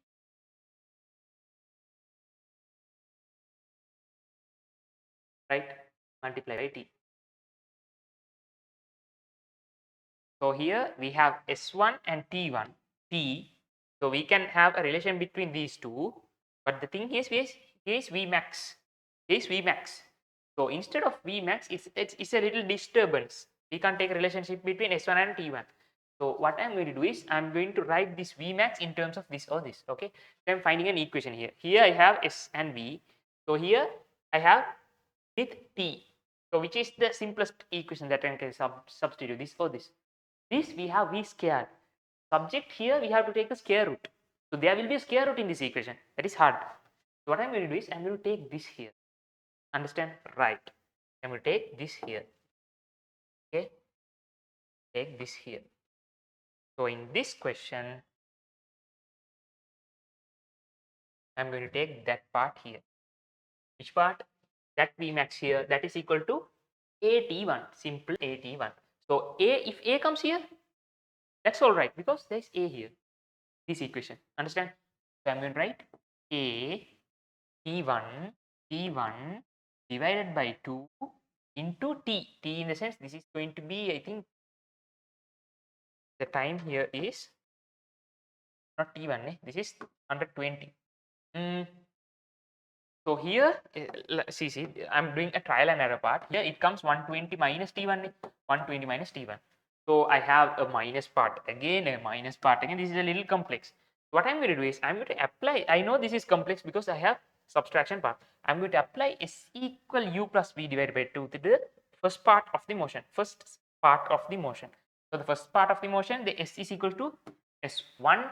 Okay, U is equal to 0, V is equal to V max, okay, divided by 2, and T time is T1. So here simply what I did, I substitute AT1 here, divided by 2 into T1, right? And this is S1. So S1 here is A T1 squared over 2. Okay, A T1 squared over 2. So this is a common equation. Like this is a helping equation to solve this. Okay, I'm going to write it here. So this is this. Substitute that. Wait.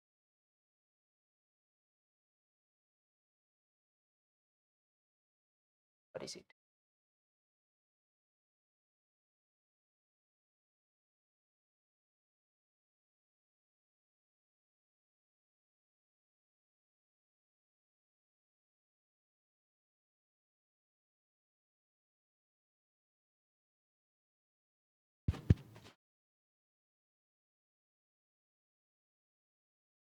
Is it okay?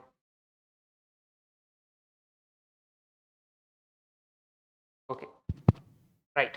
So this equation, I'm going to use this as a helper equation. So I'll write it here in a common part. So this is for which motion? Which motion?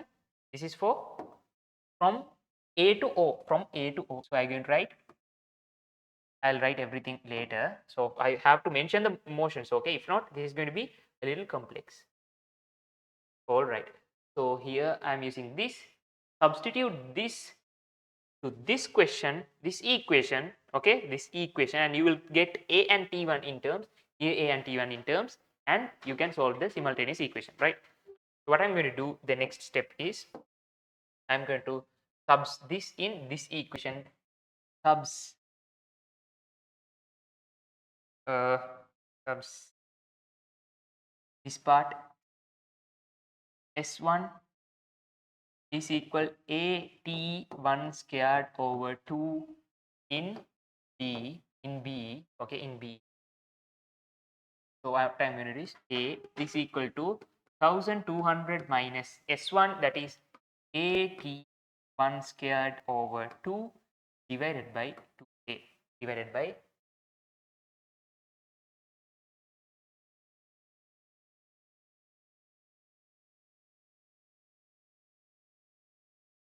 here it is 2, ne? Here it is 2.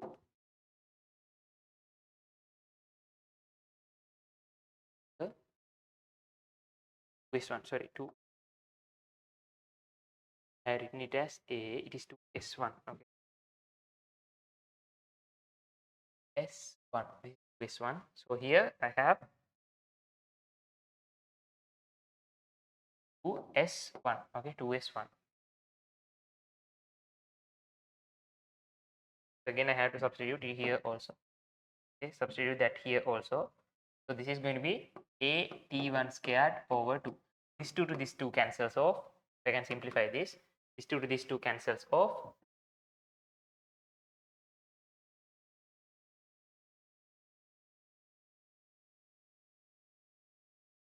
Cancels off. So I can put that to this. Alright.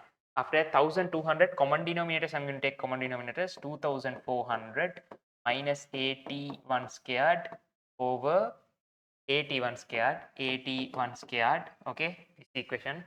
So here I'm going to take the AT1 squared here is equal to 2400 minus AT1 squared, okay. So here A squared T1 squared equals to this part. I'm going to take this here plus AT1 squared again is equal to 2400, okay. 2400. I'm going to substitute T1. I'm going to subject T1 squared here. T1 squared is equal to 2400. I'm going to take T1 squared from both of these. So inside it's going to be A squared plus A. So you can see this is going to move on to a quadratic equation, right? Quadratic equation. So what I'm going to do here is easier.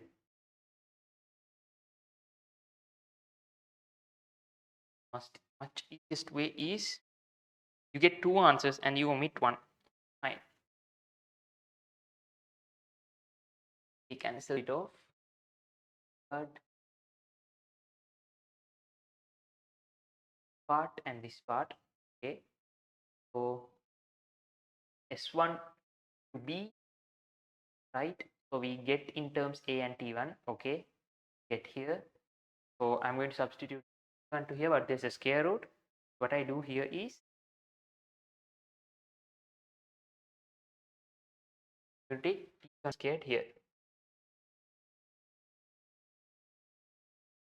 Okay. I'll substitute T here. 1 T1A 60 minus 0.5 T1 here. So take the T1s in this side plus 0.5 T1 is equal to 60. Take the T1 outside. This is going to be A plus 0.5 equals to 60. So T1 is equal to 60 over A plus 0.5. Okay, fine. I'm going to square these two parts. T1 squared is equal to 60 over A plus 0.5 squared. So this should be equal to this side So if you equalize this to this, you will find the final acceleration. Okay, you'll find the acceleration. After that, you can find every part here, everything here. Right. So let's do it. T1 and T1 squared here. So I can take 60 over A plus 0.5 squared. Here this squared is equal to 2400 over A squared plus A. Okay, A squared plus A. Right. So here 60 squared is going to be 3600 is equal to 2400 divided by A squared plus A. Here I can write it A squared plus 0.5 squared, that is going to be half squared in the sense 1 over 4 plus 2as. 2as, that is 2a into 0.5 is half. So this to this cancels for. Okay, this is a little bit mathematics. So I can cancel this to this 2. 36, there are how many 12s? 3 12s. In 24 there are 2 12s. So 3 over this part I'm going to simplify. Here is an a half, so a squared plus a plus 1 over 4. Okay, here I have 2 over a squared plus a squared plus a. For the simpleness, I'm going to cross multiply this 3a squared. I'm going to cross multiply this. So 3a squared plus 3a, 2a squared plus 2a plus 2 times 1 over 4, 2 times 1 over 4, this 2 this cancel, this is 2. Okay, so here I'm going to again take everything here. 3a squared minus 2a squared plus 3a minus 2a and minus half is equal to 0. So this is a quadratic equation. So this is a squared plus a minus half is equal to 0. Okay, if we solve this, we will get the acceleration. So there are two accelerations. The thing we have, since this is a quadratic equation, we have two accelerations. So one acceleration is going to be the acceleration in the first part, a part, and the next acceleration will be the deceleration from this. Okay, deceleration from this. So this is a little bit tough question, eh? Final question. Oh, it is getting much tougher here. Okay, let's write this part. I was trying to simplify this without going to complex max, but the thing is we had to go this much complex. Have to go this much complex.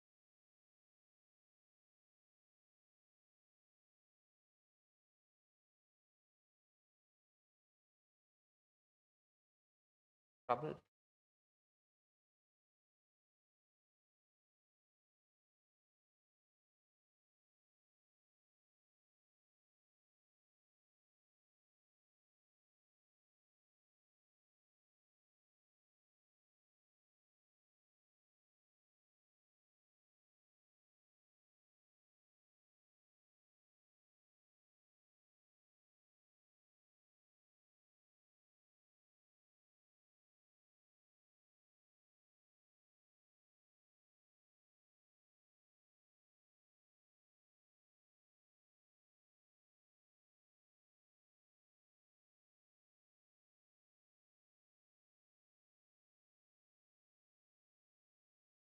I have to tell Paul this smart screen is not that much. Getting slow and slow. These days it's really hard. But all of this stuff, I don't think got selected. So just wait a minute so you can write everything. Nice place. Where is it?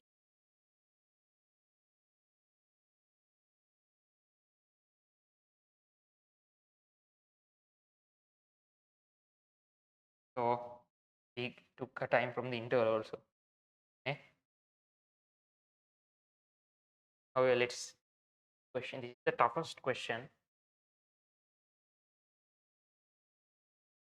So don't worry, you won't get this much tough questions, but the thing is you have to practice everything. You have to practice everything. So these are from model papers. That's why this is a little bit. Can you see this?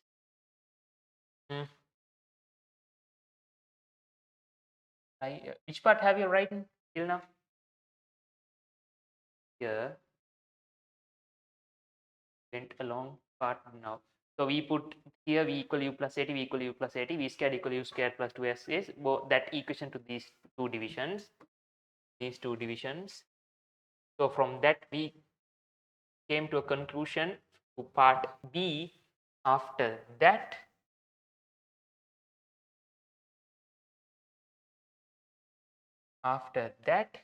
we came to a common equation, and that there is this. So we found someone. So from there onwards, took a substitution. So I'll mark it as mark inside a circle. No, circle is not.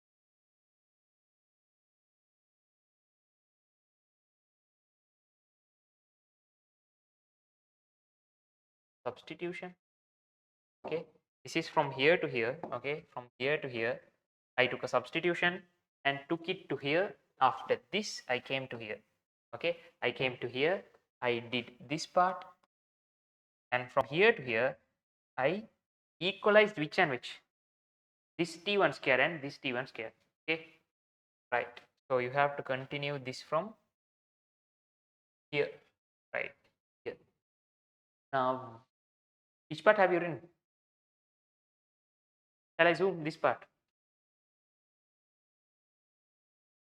Okay, right. Write this part. So took a part from interval. So 30 minutes we took 30 minutes. So the thing is, take the interval and come soon. So you can copy these other parts after the intervals, and we'll solve the equation there. Take a 15 minutes break. So now you are in serious advanced level. Okay, this is second unit. So I said the mechanics is the real toughest part in the whole physics syllabus. Yeah, because it's the basic fundamental part for every question. If you don't know mechanics, you can't do any question.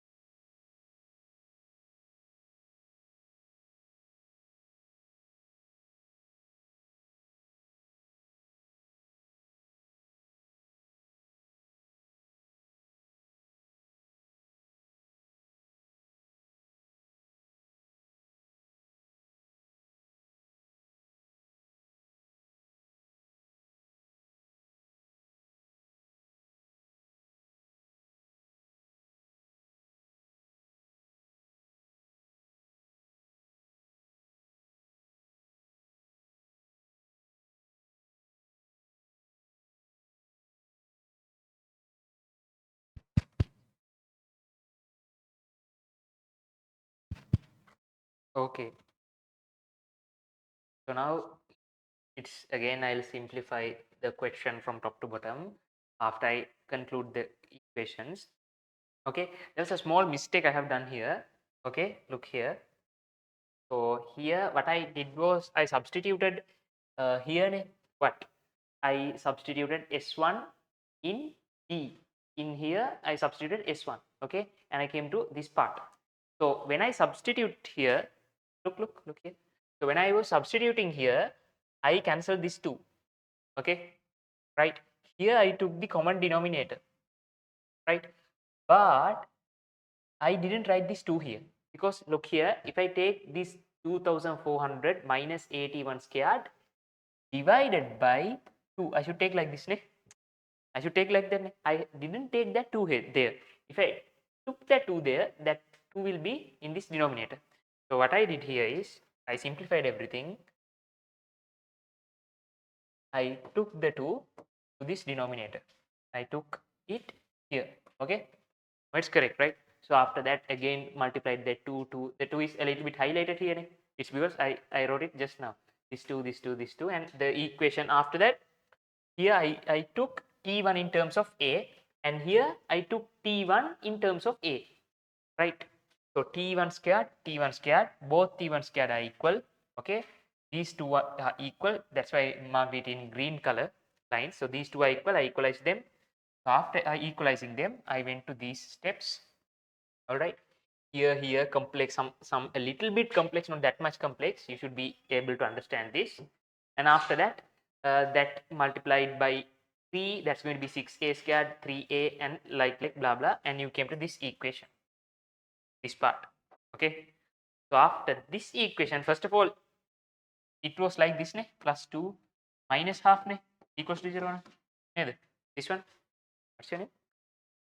Vihanka. It was this, ne? This was a wrong equation because there was a small mistake there. I didn't take the common denominator. So again, I revised it. So this is the quadratic equation. This is a quadratic equation. To solve this, I should take the factor here. You will know to make the. I can solve this in 2 methods. You can write the quadratic equation. Do you know that A is equals to E squared minus 4AC, that equation? You can put that thing, but it is not that much needed because it is easy to factorize them. Okay, so this is, look here, can you see it, online people, right? Okay, right. This is 2 and this is 8. What I did was I got an equation like this. I multiplied the whole equation by 2. Okay, so I get to this point. So after that, 8 and 2, I have to make sum here, and here I have to make product. Minus 8 and the addition should be 2. So those two numbers are 4 and minus 2. So 4 minus 2 is 2. 4 multiplied by minus 2 is minus 8. Okay, right. So I made this 2a as 4a minus 2a. After that, I took here 4a from these two sides, right? So I factorized them. Here I am doing the factorizing part. After that, I got an equation 2a plus 1 or 4a minus 1. Understand? 4a minus 1. So this part is equal to 0 or this part is equal to 0. Okay, I'll zoom a little bit. This part is equal to 0, this part is equal to 0, right? So I got an answer for A. Look here, look here. This is a really interesting part. This is what we get from an quadratic equation when we solve it. So we get two answers for acceleration. Here, A is equals to minus half or A is equals to 1 over 4. We got two accelerations. People, we have given a deceleration here. How much? What is the value of it? It is 0.5. And this deceleration is this, minus half. And the remaining one should be the acceleration here, and 1 over 4 in the sense 0.25. 0.25, and is that acceleration. Understand? When you are getting a quadratic equation, you get two answers, and those two answers is going to be that one equate those two accelerations. Understand? Right. All right. So after that, I found what is acceleration. Okay, so the final aim was to find the V max and the S1, these two. So what I have to do is simply go to the above equations, substitute all the values, I will get Vmax. I had Vmax with S1 and A1. Again, substitute everything for S1, I will get S1. Okay, that's all. Okay, so start to copy this down. Okay, you came to this point, right? Start to copy this. So, online students, take a screenshot. Okay, take a screenshot. This equation is V. Okay, here we applied V equal U plus AT to both cases, first and second. Here we applied V squared plus U squared plus 2AS to both A and B part. Okay, acceleration and deceleration. But here we applied S equal U plus V divided by 2 into T only for the first part. Okay, I tried to substitute the decelerations part to this, but the thing was the equation got complex because time 120 minus T1, distance 1200 minus S1. So it is complex. I have a bulk parts. Okay, so that's why I substituted only this case. I mean to the acceleration part. So I get a simple equation S1 is equals to this. After that, what I have a relationship between S1 and T1, like I explained before. I substituted this to here, and I got to 1 point T1 and substituted and kept it like this. Simplified this, took T1 squared. Here I have T1 squared. Equalize these two and come to this point. Okay. Now after copying that down, copy this part. Copy this part. Okay, find Vmax. Find Vmax. So we had an equation for Vmax here. What is it? Vmax is equal to AT1. AT1. AT1. So AT1 we don't know T1, right? We don't know T1. So let's find something else. Okay, here V squared is equal to 2AS1. So S1 also we don't know. Another equation, right? T1 we don't know. We know acceleration now, so I need some equation. From here you can find, we can find S1 from here, right? Let's find S1 from here. Substitute A for here, 0.25. So I will get S1 here. Okay, I will get S1 here. From that S1 I can calculate V here. I know acceleration now and S1 here. I'll get Vmax. Okay, like that. So you have to organize every part here little by little. Okay, write this down.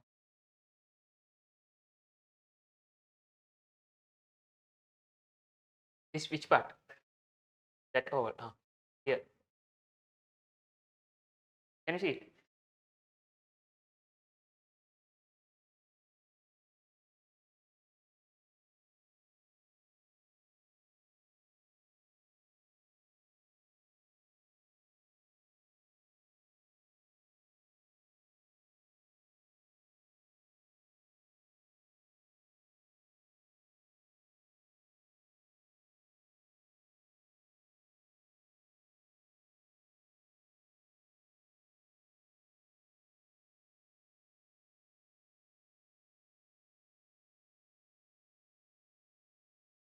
You can't see, just tell me. Okay.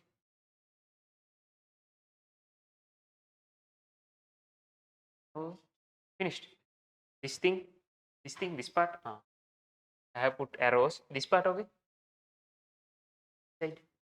I simplified this A. Okay, right. This part then.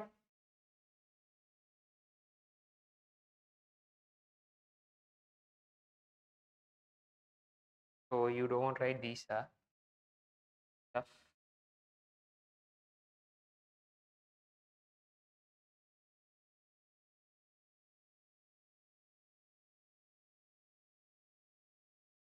Okay, highlight the things that you want. Okay, I won't highlight everything. You want, you can.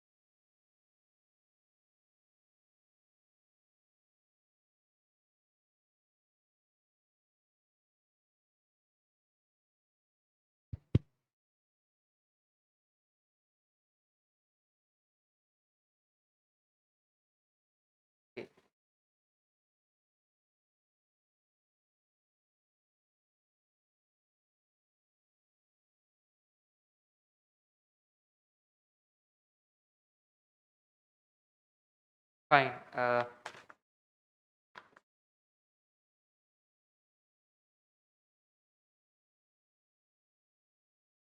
Okay. So let's move on to the next part. Okay. So this is linear motion. So the thing is, you have variables. You have to find the unknown terms. Okay. This is a little bit not that much tough. This is the however you have to find the unknowns. There's a systematic approach to find it. Thing. The acceleration is this. So there was an equation to find s here. S here. This is the this is the way that a tough question.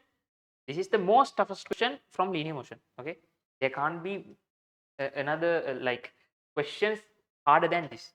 The utmost harder question. So if you can do this, you can do whatever the linear motion question is. It's really easy. The thing is, you have to understand the question. You have to find the variables and the unknown terms. Okay, the data and the final output. Right. So let's find S1. S1, what is the equation I had above? S1 is equal to this. So I can subject this. So I'll take a one final answer. So 2AS1 plus S1 is equal to 1200, right? Okay. So I subjected S1 here. So 2A plus 1 equals to 1200. 1200. So I have S1 here 1200 divided by 2A plus 1. So acceleration is 1 over 4 or 0.25. Okay, 0.25. So 2 multiplied by 1 over 4. 2 multiplied by 1 over 4 is half. Okay, half plus 1 is half means 0.5. 0 plus 1 is 1.5. 1.5.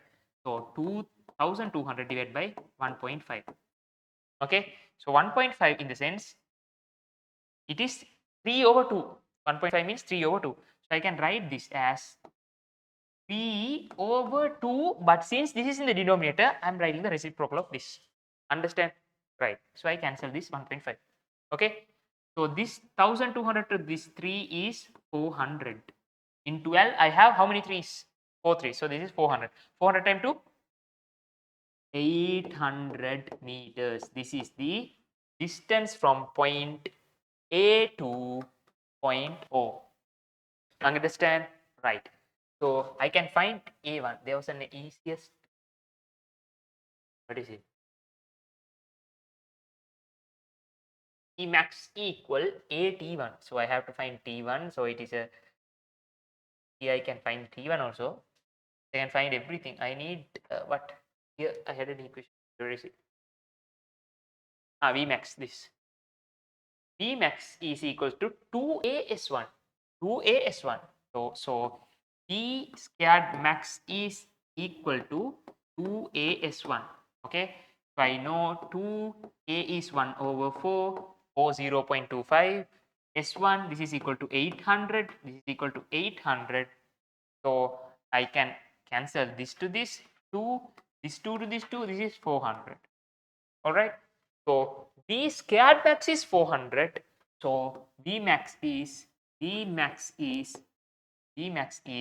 the square root of 400.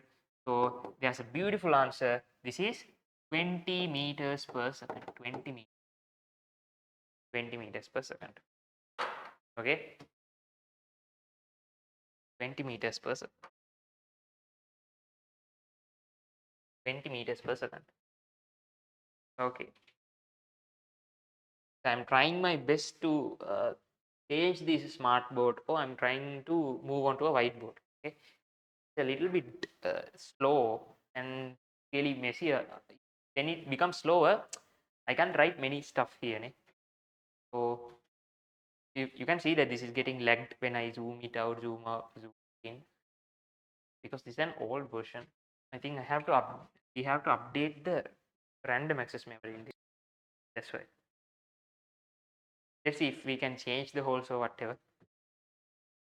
Okay, right. So this is the final results. 20 the Vmax is 20 meters per second, and the distance is from S1 to S2 is 800. So the total was 1200. The total was 1200. Here to here it is 800. So here to here it is 400. Okay. Here the velocity was 0 and it reached to the maximum of 20 and it came to here 0. It is better if you can find T1 also. T1. T1 scared. There was an equation. What is it? What is it? There it was. Vmax is equals to AT1. There was an equation, right? So Vmax is equal to 20. A is equal to 104. So 104 means here 4 multiplied by Vmax is 480. So this is going to be 80 second. Right? This is 80 second. So totally it took 120 seconds. So this is going to be 40 second. Understand? Okay. Right. If you draw the velocity time graph, it would be like this, like this. Velocity time graph. Okay. We will move to graphs after we finish this kinematics part. Okay. Fine. Right. Okay. We done and dusted a linear motion hard question. So now you can do whatever a linear motion question. So the part is not linear motion. By taking the understanding and the problem solving skills from linear motion, we have to find the answers for questions for motions under gravity. So until now we looked into motion in horizontal direction. Now we are going to look into motion in the vertical direction. Okay, right. Fine. Now we are coming to the tube. Okay. This is vertical motion under gravity. There is a force which attracts the object in the space towards the earth. That is the gravitational force. Reason for this gravitational force is the gravitational field acting radially towards the center. So just defining what a gravitational force is. So this is earth. Okay. If something is here, it is dragged to the center of the earth. Okay, that force is known as the gravitational force. That is existed due to a gravitational field like this. So let's take this as earth. Okay, simply I just drew it, the gravitational field. Okay, so you'll know magnetic field, right? Magnetic field like this, like this, like this, like this, and like this, and like this. Okay, likewise there's a gravitational field, something called gravitational field. Okay, let's come to that part in the 5th unit. Okay, 5th unit, the lesson is gravitational field. We will come to this part. Okay, so this is dragged to the earth, that is known as the gravitational force. Okay, so when there is a force, when there is a force, and if there is a mass, there is an acceleration. Okay, so every time from object to object this mass changes, right? This table, this chair, this laptop, whatever, this pen, the mass is different, but the force is also different. Okay, the force from one to one is different. So you can lift this pen easily, but you can't lift this desk with that same force. You need a higher force. So the force also increases when the mass is increased. So this acceleration is constant in earth. So this acceleration is known as, this is weight force divided by mass. This acceleration is known due to the gravity. So this acceleration known as gravitational acceleration, and that is symbolized by simple g. Okay, simple g. So g is, the real value for g is something 9.81 something. Okay, the real meters per square second is the acceleration. Okay, 9.81 something. But for A level syllabus people, we take this as 10 meters per square second in every lesson. Okay, in every unit. Understand? So in the university, when you are going to university, you neglect this and you move on to this part. Okay, so we have to do questions by assuming the gravitational acceleration is 10 meters per square second. What? 10 meters per square second. Understand? Right. So this is an acceleration. So this is a vector quantity. So this has a direction. Understand? Right. Okay, so let's look at this part. Okay, so what is the factors that a gravitational force depends on? Okay, so Isaac Newton invented this equation. Okay, weight of an object. What is the weight of an object? Gravitational force which attracts a certain object towards the earth is known as the weight of an object. The force that drags the object to the earth is known as the weight. Okay, right. Since weight is also a force, it is measured in Newton. So now you should know the difference between weight and mass. Okay, weight is a force, mass is mass, it is inertia. Okay, mass is in kilograms, weight is a force, so this is in Newton. Understand? Right, you should know the difference between weight and mass. Okay, right. So we can make a relationship that like this, but F is equal to ma. So if we take an object, it has a weight, I mark it as W. So that is a force, I substitute force. The mass is M, the gravitational acceleration is G. So the weight is every time equals to W equals to mg. So the weight is equals to mg. Understand?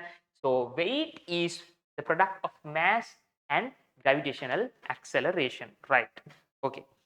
Gravitational acceleration. Acceleration acquired by an object released under gravity is known as gravitational acceleration. So the acceleration gained by an object, okay, you take whatever the object and put it down, the velocity gradually increases. So when you're measuring, you release something from here and freeze it in this position and measure the velocity, and you resume it and it comes to this position, you measure the velocity. So these velocities are different. So when it goes gradually downwards, the velocity increases. Okay, the velocity gradually increases. When the velocity is increasing, there's a change in velocity. So there's a change in velocity within a time period. So we can calculate the rate of change of velocity, and that is the acceleration. So since this acceleration is due to the gravity, we name it as the gravitational acceleration, people. Okay, right. Gravitational acceleration near the Earth's surface is 9.8 meters per second, 8 meters per square second. So we approximately take it as 10 meters per square second. Okay, that is in the tube. Weight of an object.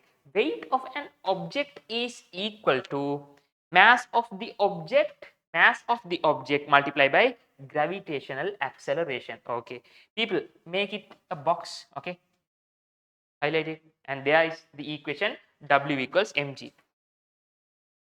Highlight this box as well as this box here. Weight of an object, here put a box, here put a box, two equation. Right. Okay.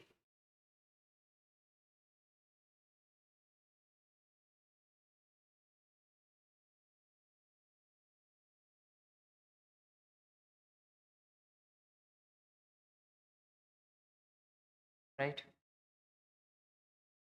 Gravitational acceleration of a planet depends on following factors. Depends on the following factors. So the Isaac, you all know the famous incident happened to Isaac Newton. What is it? Famous incident. An apple falling from a tree, it's hit head. Okay, he was thinking, and he slept under a tree. An apple fell on his head. From that point only, his thought experiment was satisfied. Okay, he was thinking something, but he needs some else to prove it.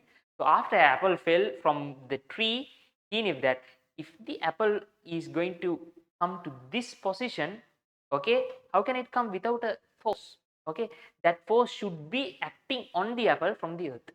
So that force is known as the gravitational force. Okay, so to find the gravitational force for whatever the object, he made an equation. Okay, you all know there's a force between you and this planet. Okay, and you know, if you go to moon, the gravitational acceleration is what? Different. I mean, the force is different. Okay, but you all know that there's a gravitational force between you and you, between the desk and you, between this a pen and yourself. Okay, gravitational acceleration, I mean the gravitational force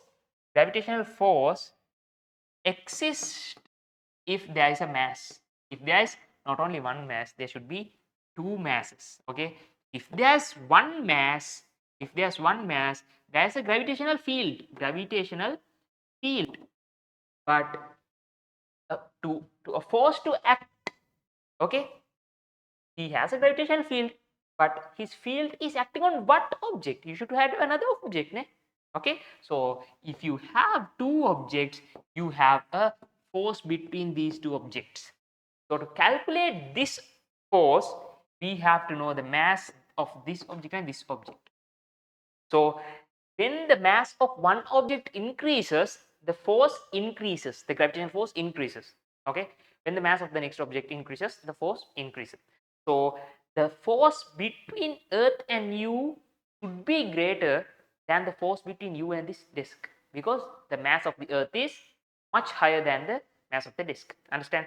So the force, this is the Earth, this is you, and this is a table. Okay, take this as table.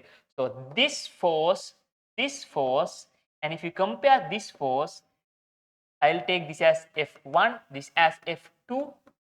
So F2 is much greater than F1. So F1 is negligible. Okay, right? Understand? Fine.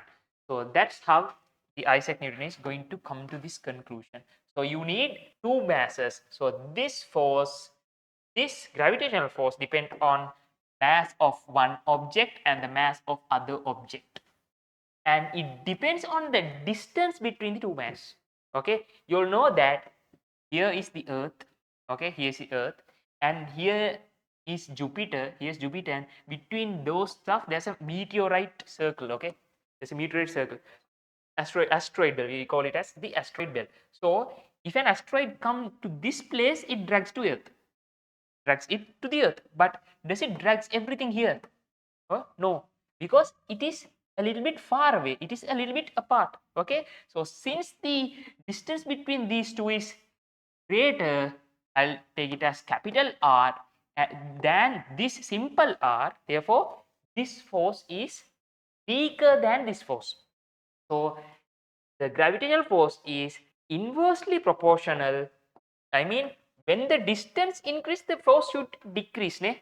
So that's why the gravitational force is inversely proportional to the distance between, square to the distance between the two objects.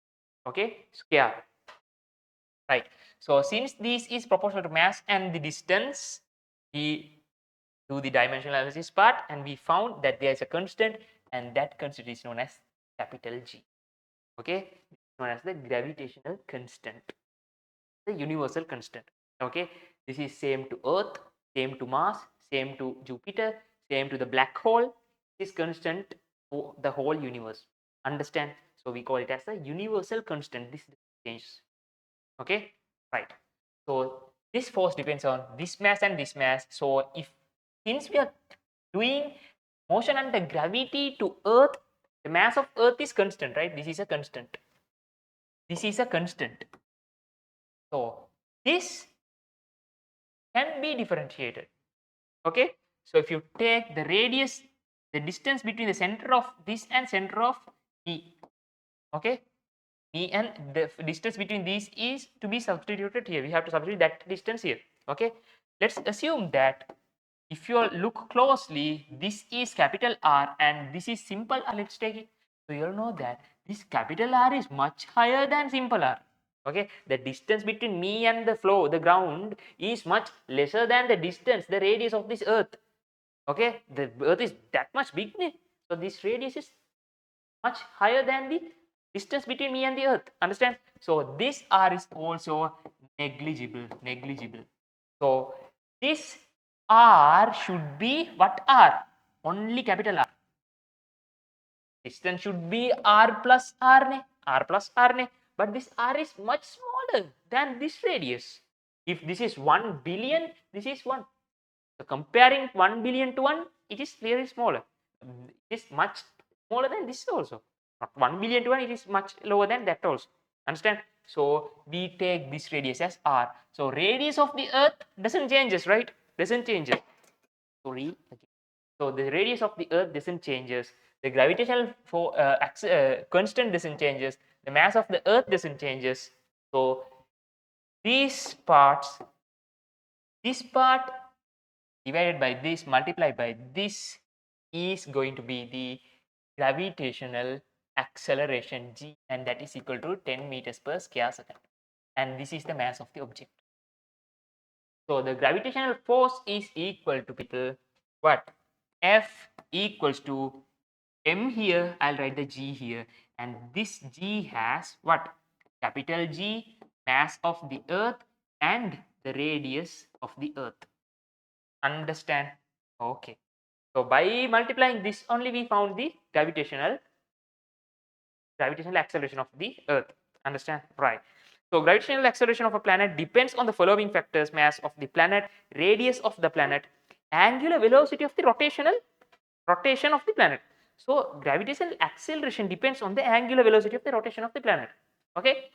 It is not direct, the force doesn't directly depend on the angular acceleration. The thing is, it's independent. I'll tell why. So you take a ball, tie it to a rope, and you rotate it. Okay, when you're rotating it, what if you cut the string or the rope? Ball will fly away, ne? So the earth is rotating around its own axis. Okay, the earth is rotating around its own axis. Okay, around its own axis. So this too has the same thing, right? So if we has 5 Newton, okay, when this earth is stationary, when this earth starts to move, this force should what?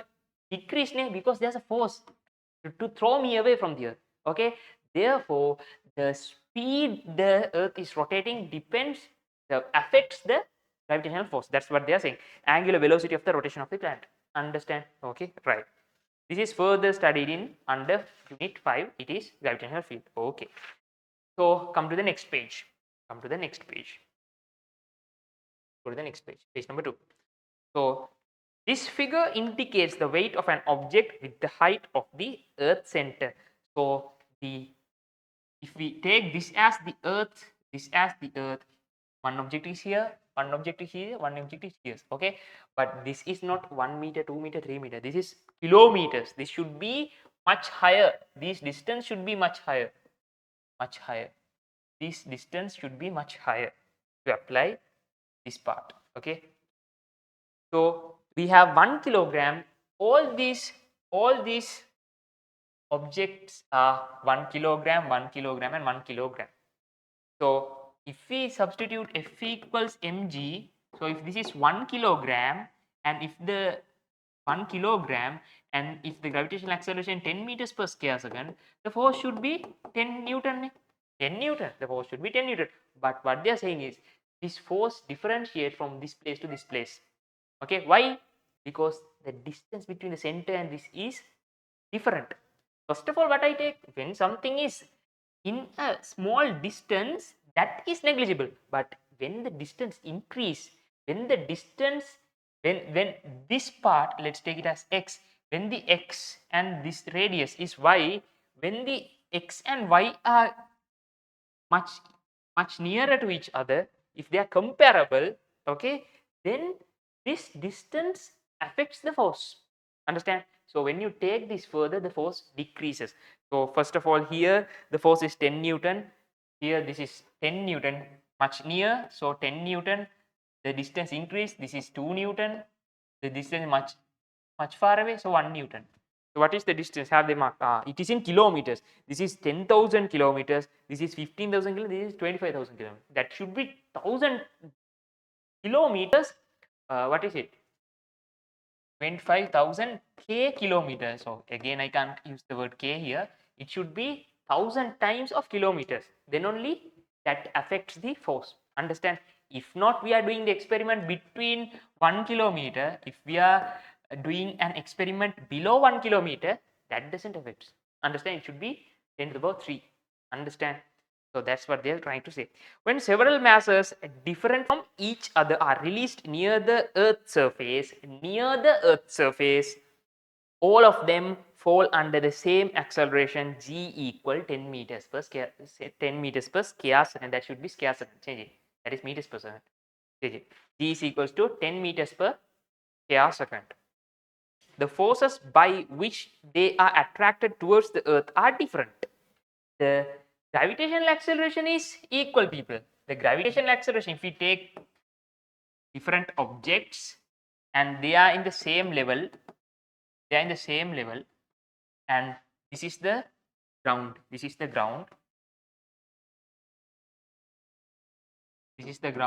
so every time the g is constant, g is equals to 10 meters per square second. But when the mass is going to increase 1, 2, 3 kilogram, the force is going to also increase. Why? Force is directly proportional to mass. Okay, directly proportional. When the mass increases, the force increases, while the g is constant. Okay, right. So that's what they're trying to say. Okay, since the gravitational acceleration changes from planet to planet, okay, this g changes from one planet to another planet. So it is 10 meters per square second in Earth. In Moon, since the mass of the Moon is lesser than the Earth, the gravitational acceleration will be lesser or higher. Less than this or higher than, more than this, less than this. Understand? So that's why they say that if you go to Moon, if you jump, it will be 9 times, we will go 9 times higher than when we are jumping Earth. Okay, right.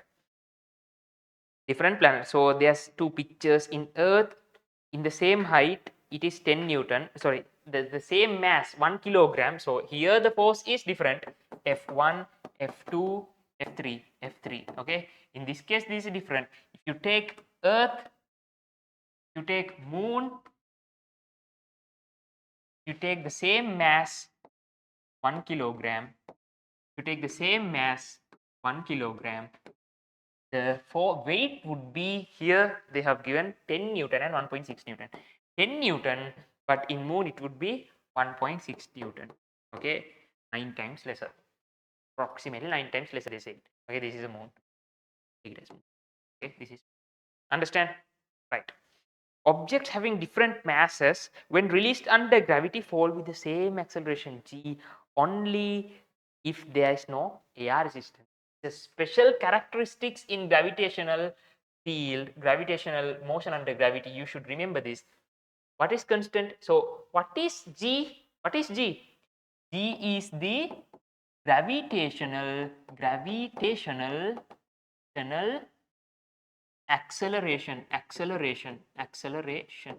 Okay, what is acceleration? Rate of change of velocity. Okay, so if you take a car, okay, let's take a car, a Mr. Bean car, and let's take something like a motorbike. Okay, a motorbike or a cycle. Okay, cycle, a foot cycle. Okay, both of these starting from same velocity, initial velocity equals 0, and this is going with 2 meters per square second, and this is going with the speed of the acceleration of 2 meters per square second. Okay, in one point, okay, I'll consider they are going to finish this line in one point. So which will come to this point at the first, like which will be the first to cross this line? How the bike? Why?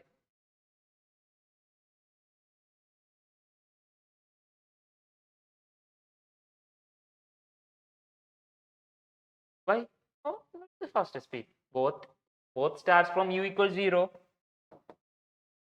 have the same acceleration. Okay, same acceleration mean the sense we take 1 second from here to here. For 1 second, the speed will increase by 2 meters per second. For both cases, at 1 second, after 1 second, the velocity will be 2 meters per second. After 2 seconds, the velocity will be 3 meters per second. Both the car and the bike. 3 seconds, it will be, sorry, 2, this is not 2 times 2, this is going to be 4. This 3 times 2, this is 6 meters per second. Understand? This is not only for the car, this is the car as well as the bike.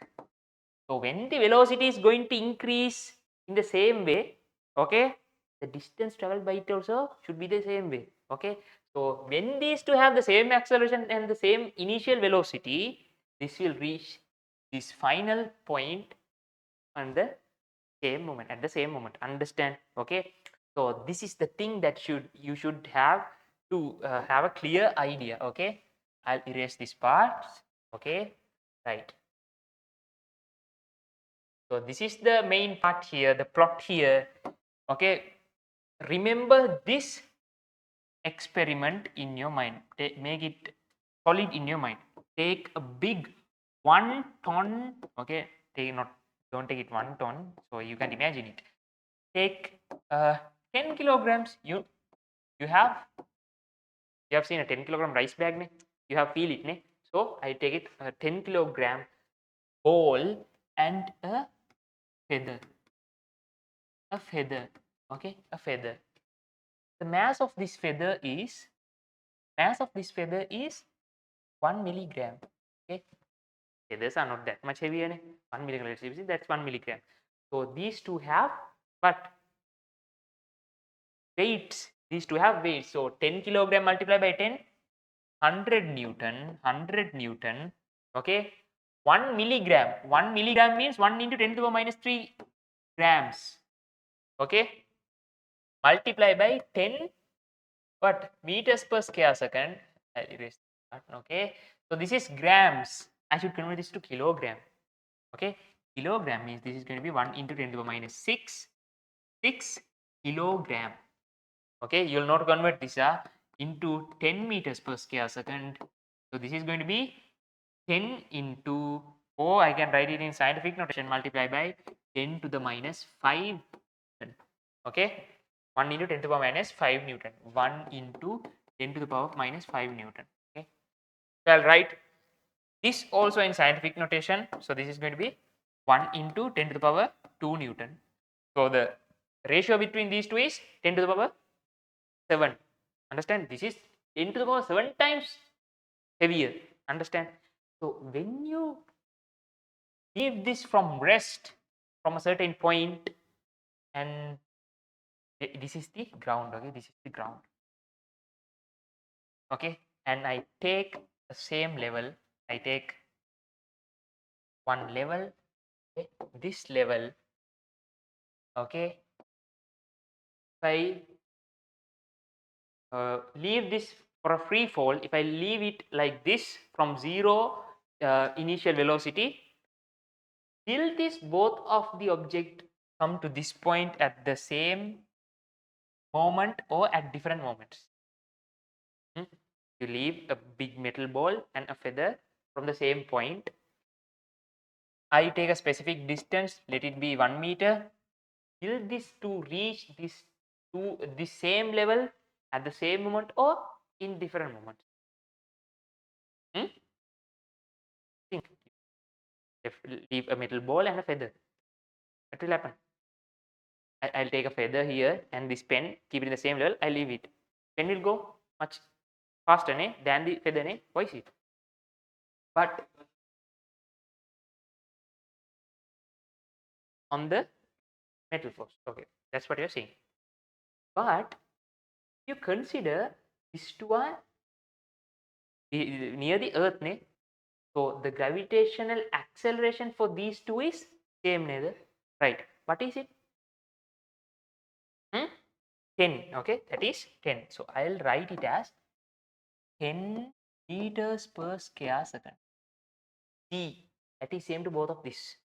So when I explained you the thought experiment, a bike and a car with the same acceleration starting from uniform zero rest, starting from rest, I asked you, there's the final finishing line, will it reach this point in different times of same point? You will say different time periods, but what I said is will reach at the same point.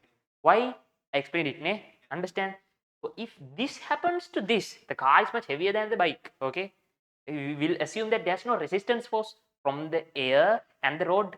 So this will ideally reach this point at the same time. So if this two reaches here, if the initial velocity is 0 and the gravitation, the acceleration is same, why can't these two will reach? You leave this and this from same point, and if you consider some level, This both object will reach this level at the same moment if there is no any air resistance. Okay, feather is light and it has a larger surface area. I mean the density is lower. Okay, so the density is higher here, but it has a smaller mass, but the feather is much larger. We can take an ostrich feather and a metal ball which is in the size of a ostrich feather, but these two are different in mass, right? Understand? So this has a big spreaded area. So if there is air in this room, that air but opposes the motion of this feather. That's why the feather doesn't, will the feather come vertically down like this? It will come like this. No, it will like this. It will shake and come down. That's because of the air resistance. If there's no any air resistance, if there's no any air particle in this room, if we leave a 10-kilogram ball and a feather from the same point, will reach the ground at the same time. Okay, this experiment is done in a big vacuum chamber, the largest vacuum chamber in this world. The vacuum chamber in the sense there's no any air particle, almost there's no any air particle, they make it. Okay, so in that case they leave a big ball and a feather, both of that reach the ground at the same exact time. You can watch that in YouTube. That is it. If I can, I will send it in the group. Okay, it's like mind blowing. How can this happen? Okay, but this should happen according to physics, right? This is the point for motion under gravity. You have to remember that whatever the object, you put a cannonball to the sky or you put a feather to the sky with the same velocity, the both of the object will have the same motion if there's no any air resistance. So in motion under gravity questions, there is no any air. You should assume that there's no any air when this is happening. Okay, every time if they give a question, they will put inside brackets negligible air resistance, or they consider there's no any air resistance. They will give that part. Okay, when in the tube they will give, because that is the lesson. So if this part is in every question, it will be silly every time. So but in exam papers, when they are trying to, when they are telling you, trying to tell to do that question from this theory, what theory? Motion under gravity, they will tell that there will be no any air resistance. But we have some methods to do this question when there is air resistance also. Okay, there are several methods. So, but mainly we assume that there is no any air resistance in this lesson. Okay. Object having the bottom part of page number 2, objects having different masses when released under gravity fall with the same acceleration, though their masses are different. This figure shows a feather and an apple released in a vacuum. They also fall down with the same acceleration. Okay, right. So from by telling you all this stuff, I'll end today's class. Okay, after because you have to go to calculation, those parts are really interesting. Think like this: there's a small ball. Okay, here's the thought experiment. Okay, now you just think you're a cameraman. You're a cameraman. You take a camera here, keep it like this. Okay, you're doing research. This is a camera. Okay, you set the frame rate to this particular camera, one shot per 1 second. So for each second, this will take a click. It will take a click. Okay. So what you're going to do is you set up this, automate this to take after you are clicking a button and that button is in your pocket. Okay, think like that. And you go to the top of a tower. You go to top of a tower. Okay, top of a tower. Think this as a crane. There's a crane. Okay, a vehicle, top of a tower, and leave a heavy ball here. Okay, and you come here and press the button. Okay, and after you take the pictures, now let's take you took five photos, 5 pictures. You'd have same. I'll draw it in a perfect way so you'd understand it. So I'll take, this is one photo. Okay, duplicate it. This is the next photo. This is the next image, and this is the next image, and this is the next image. Okay, so what you will see here is, people understand this. Here you will, this is the initial photo. Okay, this is the second photo, and the next photo will be in the next image.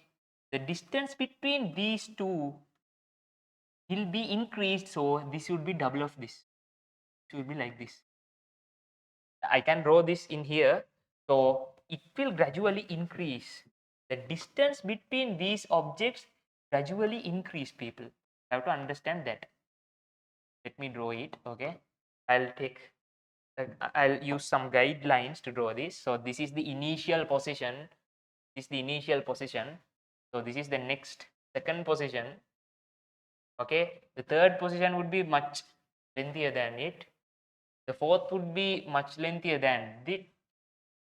Okay, let's take it, took only 3-4 photos. Okay, so the first, uh, let's take what color, light blue. Okay, so the object would be here. In the second photo it would be here. In the third photo it would be here. The fourth photo it would be here. And the fifth photo it must be somewhere here. But since I have drawn the picture like this, it is limited. Okay, just think like that. If not, we can draw it also. Okay, let me draw it. This distance is much larger than everything. Okay, so I can draw now the angle image. Fine. So let's duplicate it. So it is here, here, here, is here.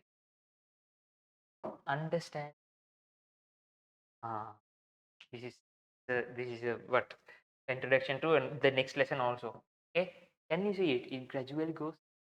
So if you take a stopwatch and measure these time periods, this time from here to here, and the time from here to here, and from the time from here to here, here to here, the distance of this. Okay, let's assume the time from here to here, that time, what is it? Is 1 second. This is 1 second. This is 1 second. This is also 1 second.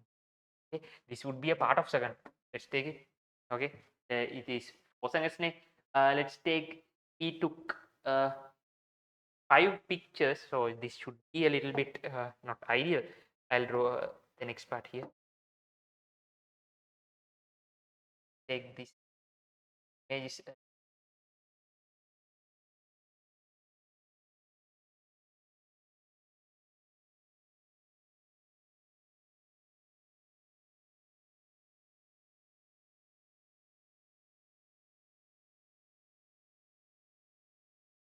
I divide in color. So I'll erase this border. Okay, now this is the picture.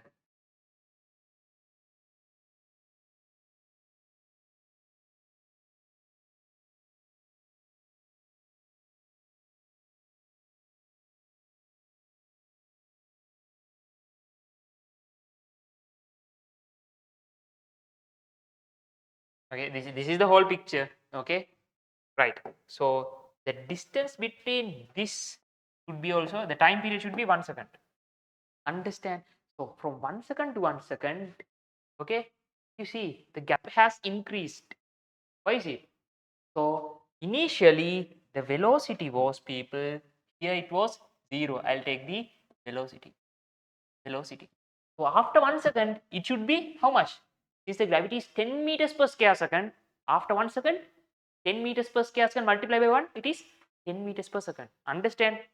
If 10 meters per second, what is the rate? The rate of the change of velocity, 10 meters per second per second. Okay, for 1 second, the increment in velocity is 10 meters per second. Understand? So after 1 second, the velocity should be 10 meters per second.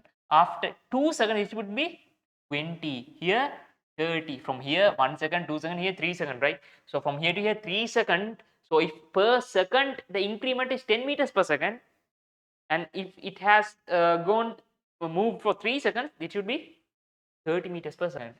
4th second 40 meters per second, and when it reached the bottom the velocity should be 50 meters per second. Okay, 50 meters per second. Assume this is in meters per second. Understand? Okay, right, this is the motion, so you should remember this part. You should remember this figure. The next one should be the double of this length, like this, be here.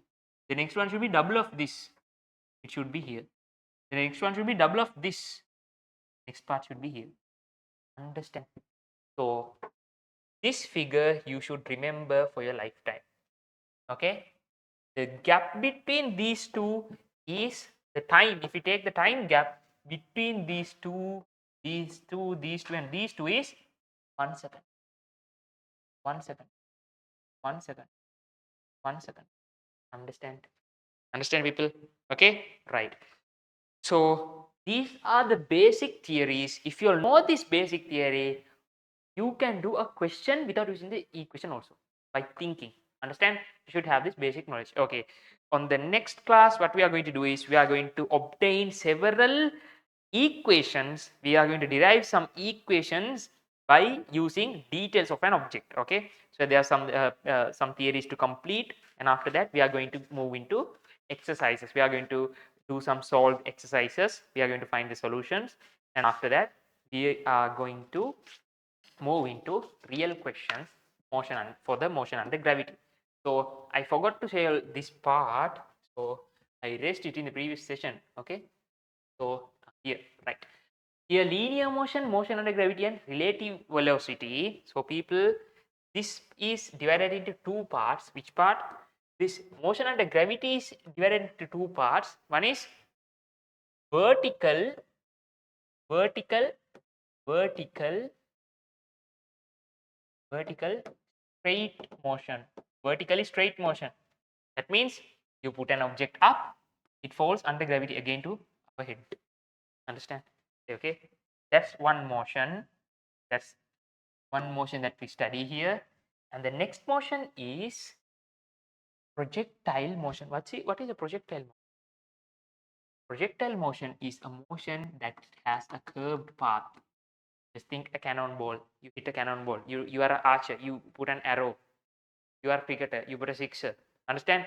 Every path, if it moves in the vertical direction as well as in the horizontal direction, okay, the particle moves upwards while it's moving in the horizontal direction also. Understand? So this sort of motion is known as what motion? Projectile motion. Projectile motion. Okay, so what are the motion you learned today? Linear motions. Okay, linear means straight line. Is this a linear motion?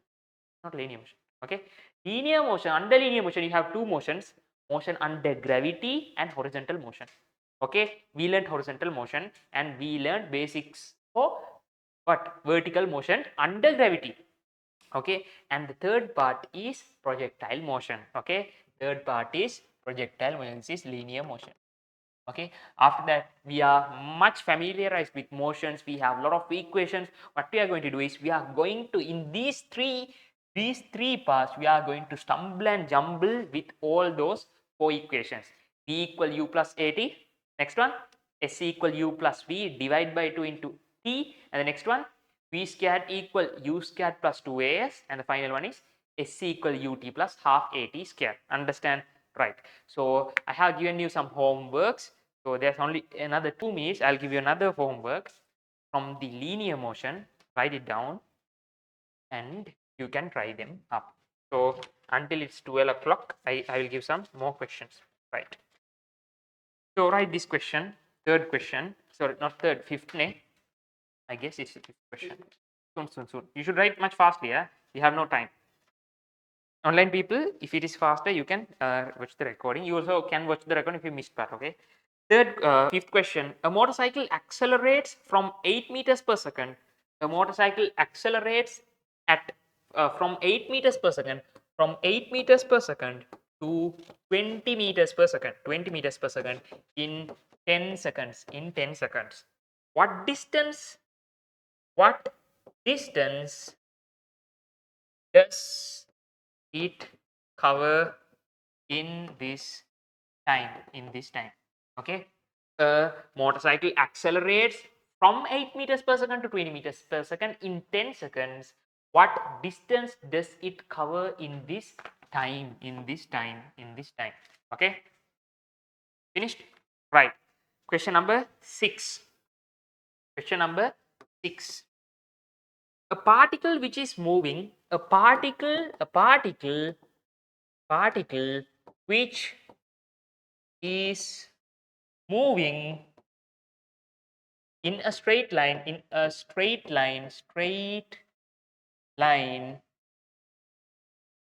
with a velocity of, velocity of 15 meters per second, accelerates uniformly, a particle which is moving in a straight line with a velocity of 15 meters per second, accelerating uniformly for 3 seconds. 3 seconds, increasing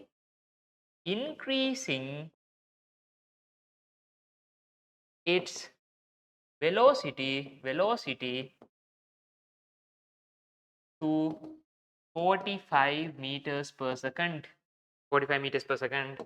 What is the distance whilst accelerating? What is the meaning of whilst? When it is accelerating, that is the long. 3 seconds, increasing its velocity to 45 meters per second. What is the distance whilst accelerating? Dot. Okay, dot. So I didn't add many questions from the linear motion. Okay, I will give some questions verbally, but you have a lot of questions for gravitational, so motion under gravity. Okay, that is the real plot you have to understand. Right. Okay, so done for the day. So next week, so tomorrow you have a paper, unit wise paper. Okay, there will be 25 MCQs, 2 structured and 1 essay. You have 2 hours for the 25 MCQs and 2 hours for the structured and the essay. Okay, so mostly because since there are only few number of students, it will be shifted to a small hall. Mostly if there's many people, it will come to this class. So tell your friends, come and write and see your knowledge on measurements. Okay, I will be marking. It's a tough work. Okay, marking your papers, giving your ranks, and you will be receiving a mostly you will be receiving a token of appreciation for the first 3 ranks. I will give some prize. Okay, tomorrow. So when do you come in this week? Will you come to this?